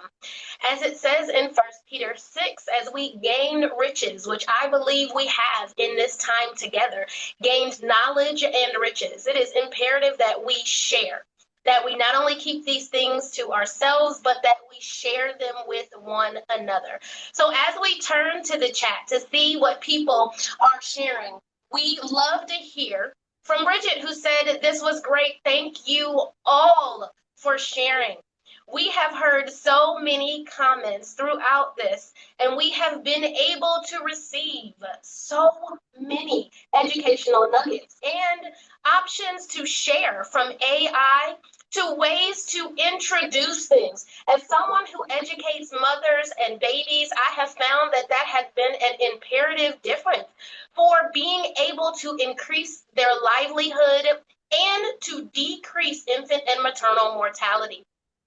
As we see here, we have responses of great presentation. I've learned a lot.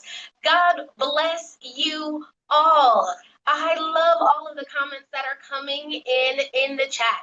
If there are any additional questions that are coming, please do quickly put those in as well, as we have just a few moments to be able to respond to those questions and or comments that you may have from all of the distinguished and honorable information that we have received from our panelists and our speakers today.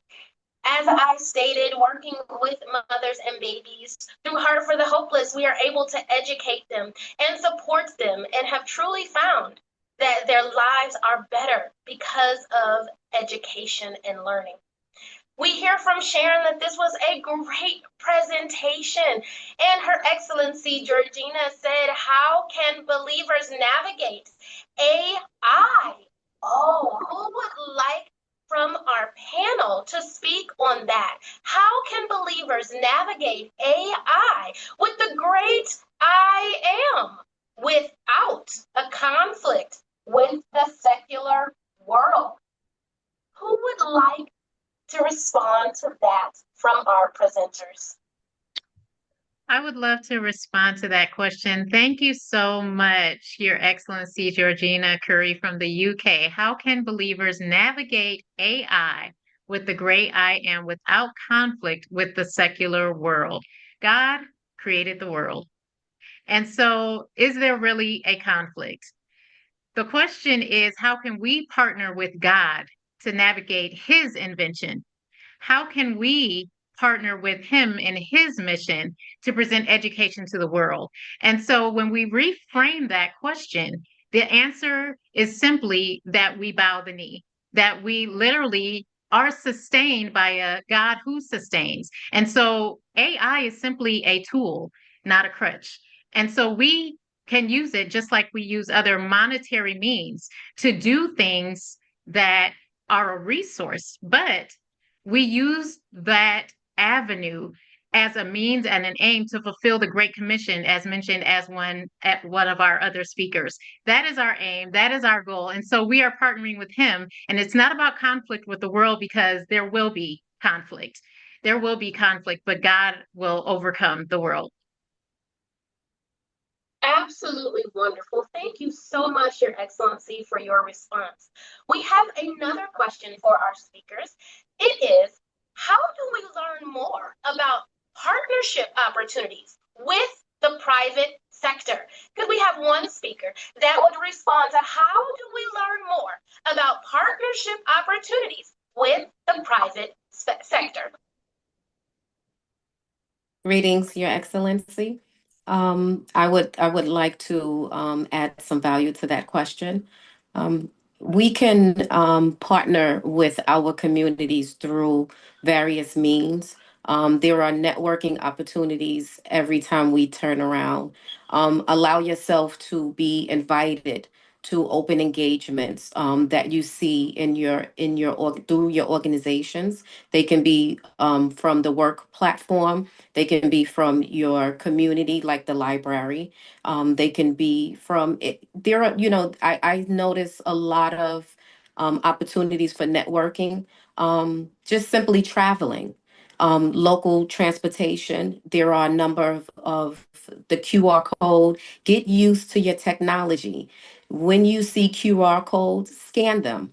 There is a lot of information in the QR code, more information than what you see that is that is highlighted on the poster itself. So get used to utilizing technology. Don't be afraid of it.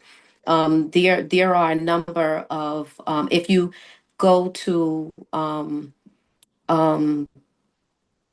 the website just escaped me, but there are a number of websites that you can utilize to also utilize for networking as well. So just get used to getting out there. If you're not used to being a social butterfly, you have to be that social butterfly in order to get the networking opportunities.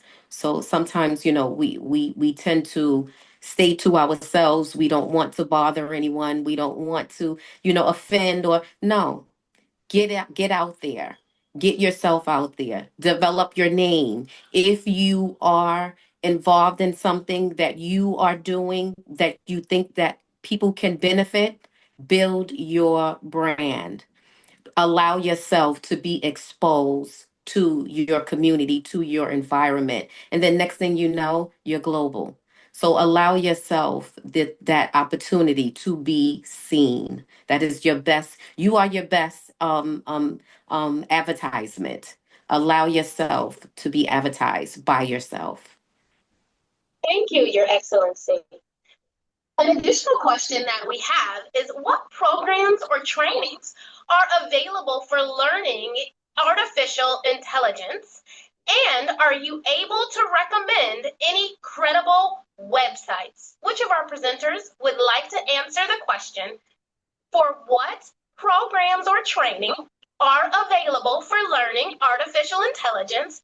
And can you recommend any credible websites for this?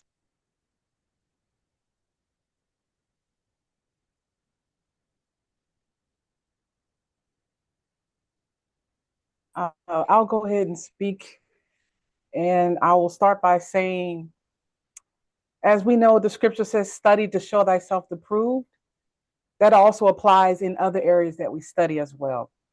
So there are a lot, this sector or this topic is very saturated right now. And so everything isn't everything, if I can say it that way.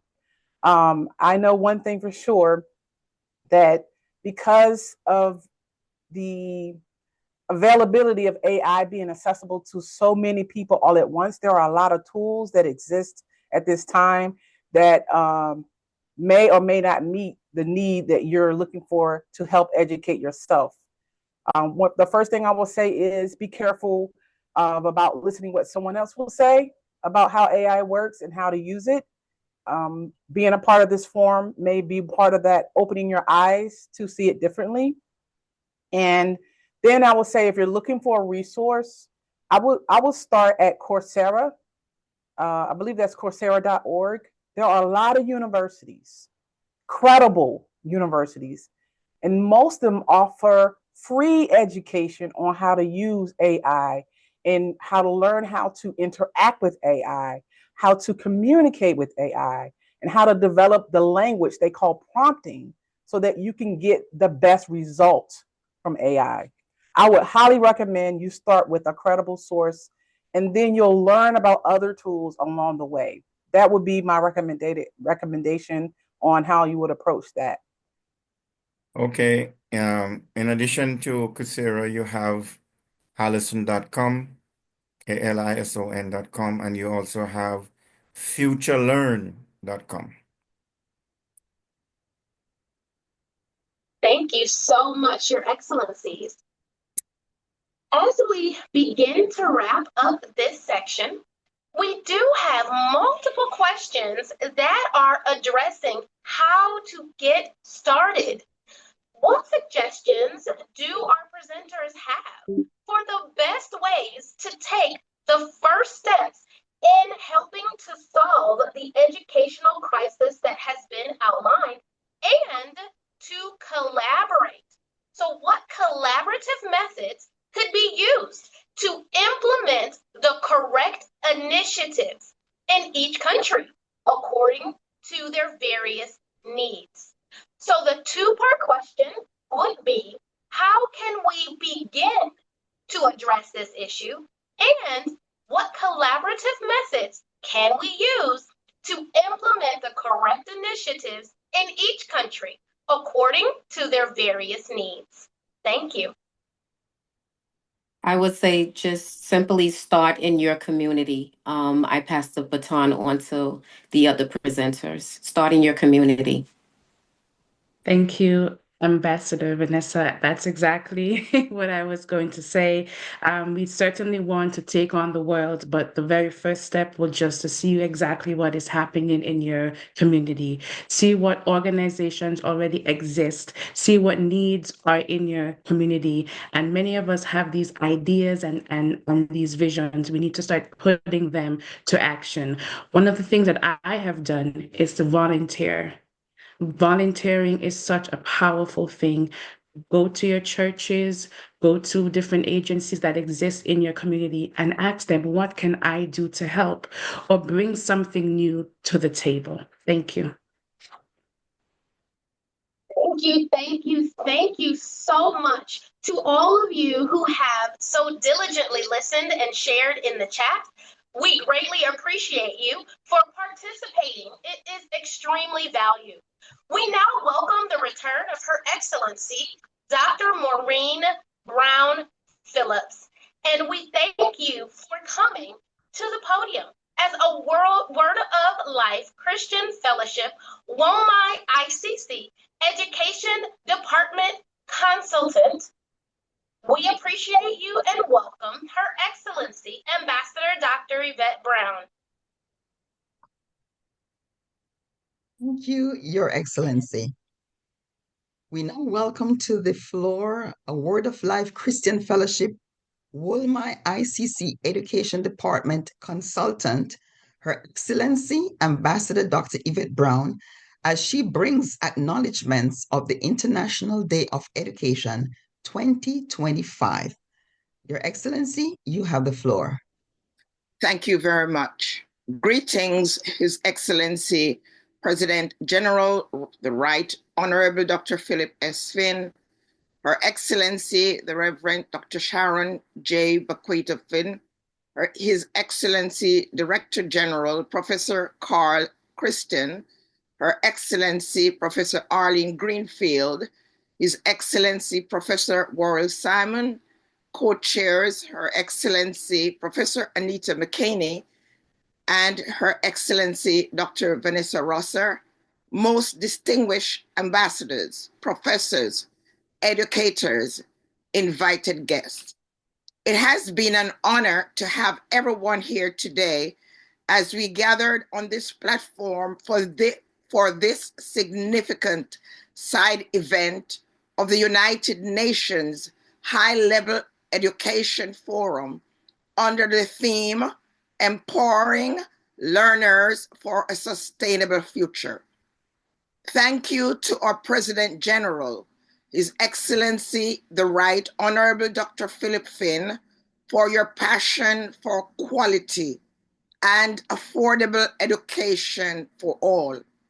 To our Director General, His Excellency Professor Carl Christen, and our Senior Advisor, Her Excellency Professor Greenfield, thank you both for your outstanding leadership. Special acknowledgement to His Excellency Professor Worrell Simon. I also extend a heartfelt gratitude to our organizing body, Word of Life Christian Fellowship, WOLMI-ICC Education Department, for their unwavering commitment to fostering global dialogue on education. Your dedication to advancing equity and inclusion truly reflects the transformative power of education in shaping a sustainable future. To our speakers, panelists, presenters who have set the tone for today's conversation here with us, thank you very much. You have taken the time out of your busy schedule to be here to share with us such wealth of knowledge and experience.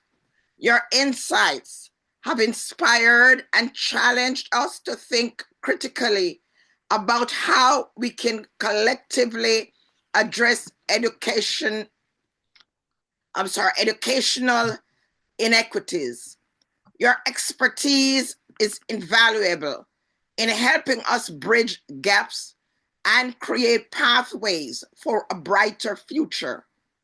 Thanks to all our attendees and to all our listeners. Your presence speaks volumes about the importance of our conversation and the collective action required to achieve sustainable goals. Thank you for joining us in recognizing the transformative power of education. Together, we can build a brighter future for learners everywhere. Let today be not just a dialogue, but a catalyst for meaningful action. I thank you. It is with great pleasure that I welcome back to the podium President General, His Excellency the Right Honorable Dr. Phillip S. Phinn, as he gives the closing remarks for the International Day of Education 2025. Wow. Excellencies, professors, specially invited guests, distinguished Kingdom ambassadors,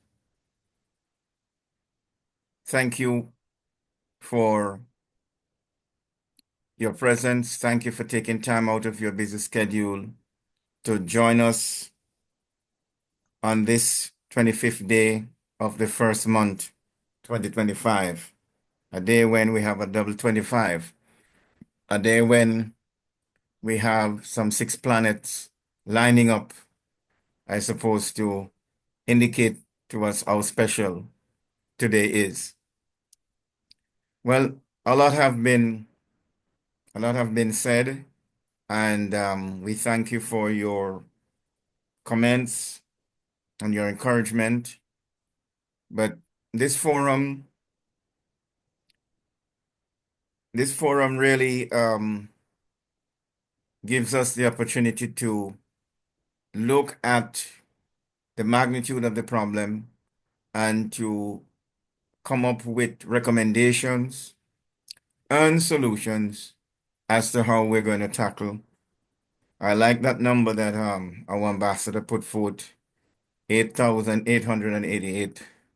Well, the 888 million that needed attention. And that's a huge number. But again, they said the first step towards accomplishing a milestone is to make it. And so we're not by any means overwhelmed by this enormous task that is ahead, because we have enough persons, even right now, listening to me, that can make a tremendous difference. When you look and see how, even from a negative perspective, how one man by the name of Bin Laden, affected the world, right? Don't think that you don't have the ability to become a world changer by developing strategic solution. Ambassador Greenfield, I've assessed one particular key areas where she has now decided to establish a special school to train teachers how to teach children that are disabled. And so every one of us, even though we are all skillful and we have interest in education and all that, you perhaps need to look at your particular area of, I would say, skill. Some, like our Director General, he's a mathematician. And so I wouldn't give him a English task, to do, right?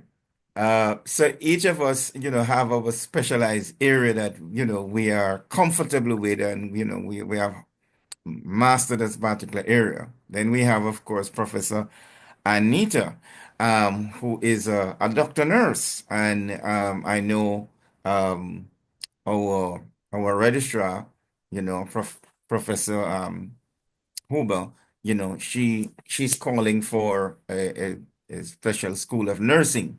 So as we look at the skill set that we do have, to see how we can come up with a plan of action to um, implement a solution to address a particular area that would address the need of this, 888 million persons that are in need. So that's basically what I want to say. Now, also want to address you as an individual that as you seek to provide educational solution, make sure that you yourself are at the top of the ladder, you know. You notice we address some people as doctor and we address some people as professor. All right. Now, when I started out in the United Nations, I was just an ordinary ambassador. But after years of serving, the council have decided, I did well, and they have decided to confer on me, the OEA, an extraordinary ambassador. So I remember, hanging around Dr. Miles Monroe, and you'd hear him say things like this: why be a teacher when you can be a teacher of teachers? Or why be a pastor when you have the ability to be a pastor of pastors? So all of you educators and you doctors, why just be doctor when you can be professors? All right? Why be ambassadors when you can be extraordinary ambassadors? You pastors, why just be pastors when you have the ability to become bishops or apostles or whatever the thing is. So what I'm saying, God wants to make you the head and not the tail. The head of your, if you want to call it, your department. Of course, we're not all hands, we're not all eyes, we're not all feet, but wherever you fall in the body, right? Make sure that you are the head in that area. So if your burden is for nursing and you want to bring education in that realm, then do it. If your burden is for economics or finance or whatever, make sure that you um, are on top. I think the last time I addressed some of you, I warned you about just becoming jack of all trade. We live in a world where um, we have now glorified multitasking. And I'm not against multitasking. However, multitasking does have a disadvantage. Multitasking can cloud your ability and hinder you from getting to the top quickly. So I'm saying, the scripture says that your gift will make room for you and bring you before the great. All right. But which gift are you going to maximize to take you, to the top first, right? And if you can find that particular area that you are passionate about, right? Just like Dr. Carl Christian, who is Jamaica #1 mathematician, right? Then, move with it. Put all your effort and skill behind that and bring it to the top. Once you're at the top, everything else. I use the example of Usain Bolt because he is at the top of his skill set. If you write his name on a blank piece of paper, you have followers that will buy the blank piece of paper. If he put his name on a t-shirt, people are going to buy it. If he put his name on a shoes, oh, that's even worse. They're going to buy it, right?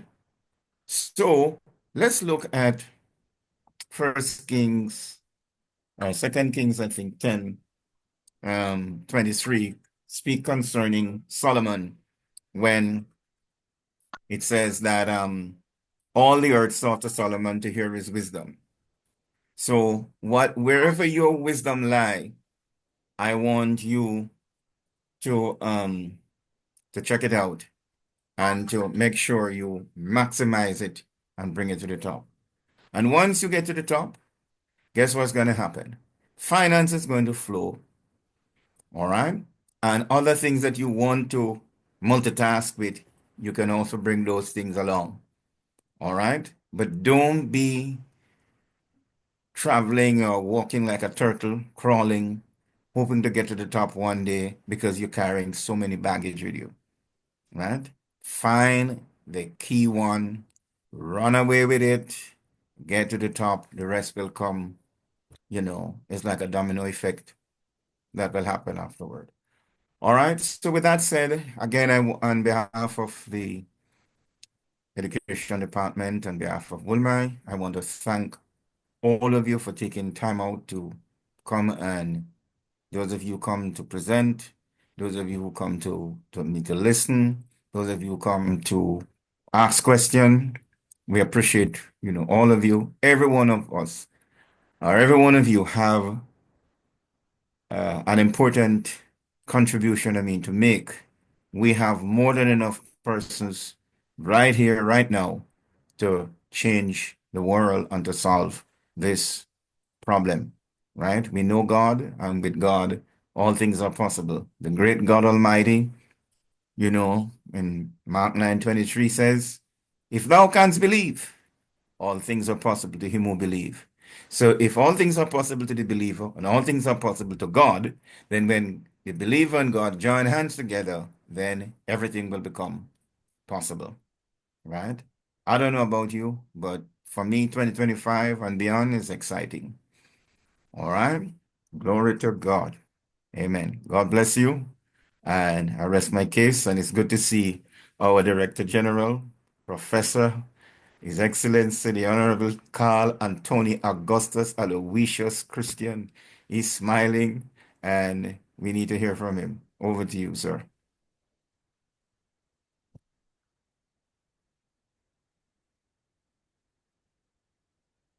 Your Excellency, welcome to the podium.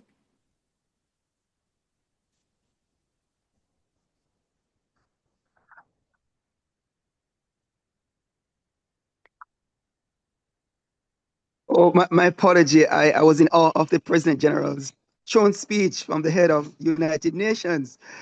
Only good thing come from above. And based on his utterances, we're all convicted to go to the top.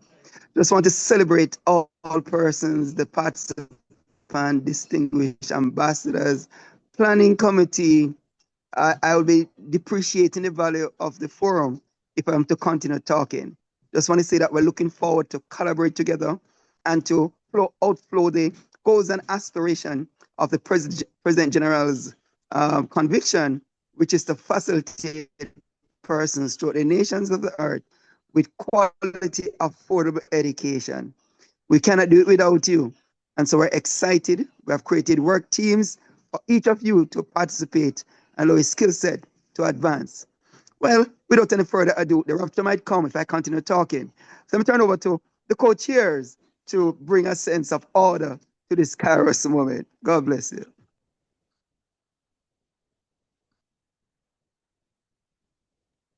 Thank you so much, Your Excellency. As in partnership with co-chair, Her Excellency Ambassador Professor Anita McKinney, we would like to address the distinguished ambassadors, esteemed panelists, moderators, and honored guests one last time. As we bring this impactful event to a close, we want to take a moment to express our deepest gratitude to everyone who made today's discussion a success. We would also like to thank our moderators because we don't want to leave them out. We want to name them by name. To our moderators slash facilitators, Her Excellency Ambassador Dr. Tomisha Walker, Her Excellency Ambassador Dr. Barbara Badgersing, and Her Excellency Ambassador Dr. Maureen Brown Phillips. Your skillful guidance kept the discussions focused and engaging, ensuring that today's conversation was both meaningful and productive. We thank you again. As we conclude, let us leave here inspired and motivated to take actionable steps in our respective roles to ensure educational systems worldwide truly serve all learners. Today, together, we can make a vision of sustainable, inclusive future a very near reality. Thank you all once again for your time, contributions, and commitment. Blessings to you all with safe travels and continued success in all your endeavors. Co-chair, please, if you would like to add something onto that. Oh my. As we draw this monumental gathering to a close, I truly stand before you humbled and deeply grateful to God Almighty for his providence and his omniscience. It's by his grace that we are able to convene here today and to work toward a vision of global education that leaves no one behind, right? Thank you is simply not adequate to explain my feelings in this moment.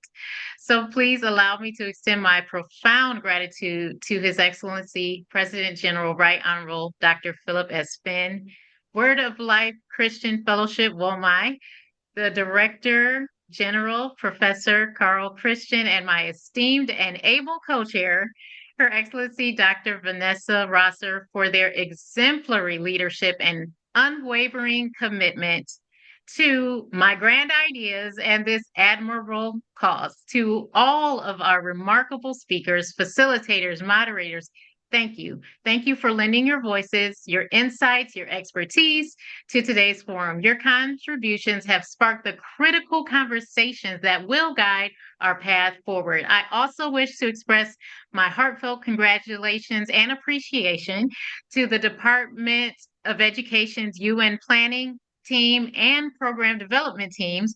Your dedication, precision, and tireless efforts do not go unnoticed. They are the foundation on which this event was built. So your work ensures that our vision goes forward for education, and it doesn't just remain a dream, but is a tangible reality. Today, we heard calls of action that are both urgent and transformative, calls that demand not only our attention, but also our immediate implementation. I am personally inspired and energized by the passion and the commitment demonstrated in this forum today. Together, we have laid the groundwork for some real impactful and sustainable change, and I'm eager to see the fruits of our collective labor manifest in classrooms and communities and countries worldwide. So as we move forward, let us remain united in our resolve to ensure that education becomes a powerful tool for empowerment, equality, and opportunity for all. We are kingdom ambassadors. Together with faith, collaboration, and action, we can and we will achieve this in Jesus' name. Thank you, and may God bless each and every one of you as we continue this vital work. Thank you again. Thank you, thank you, thank you.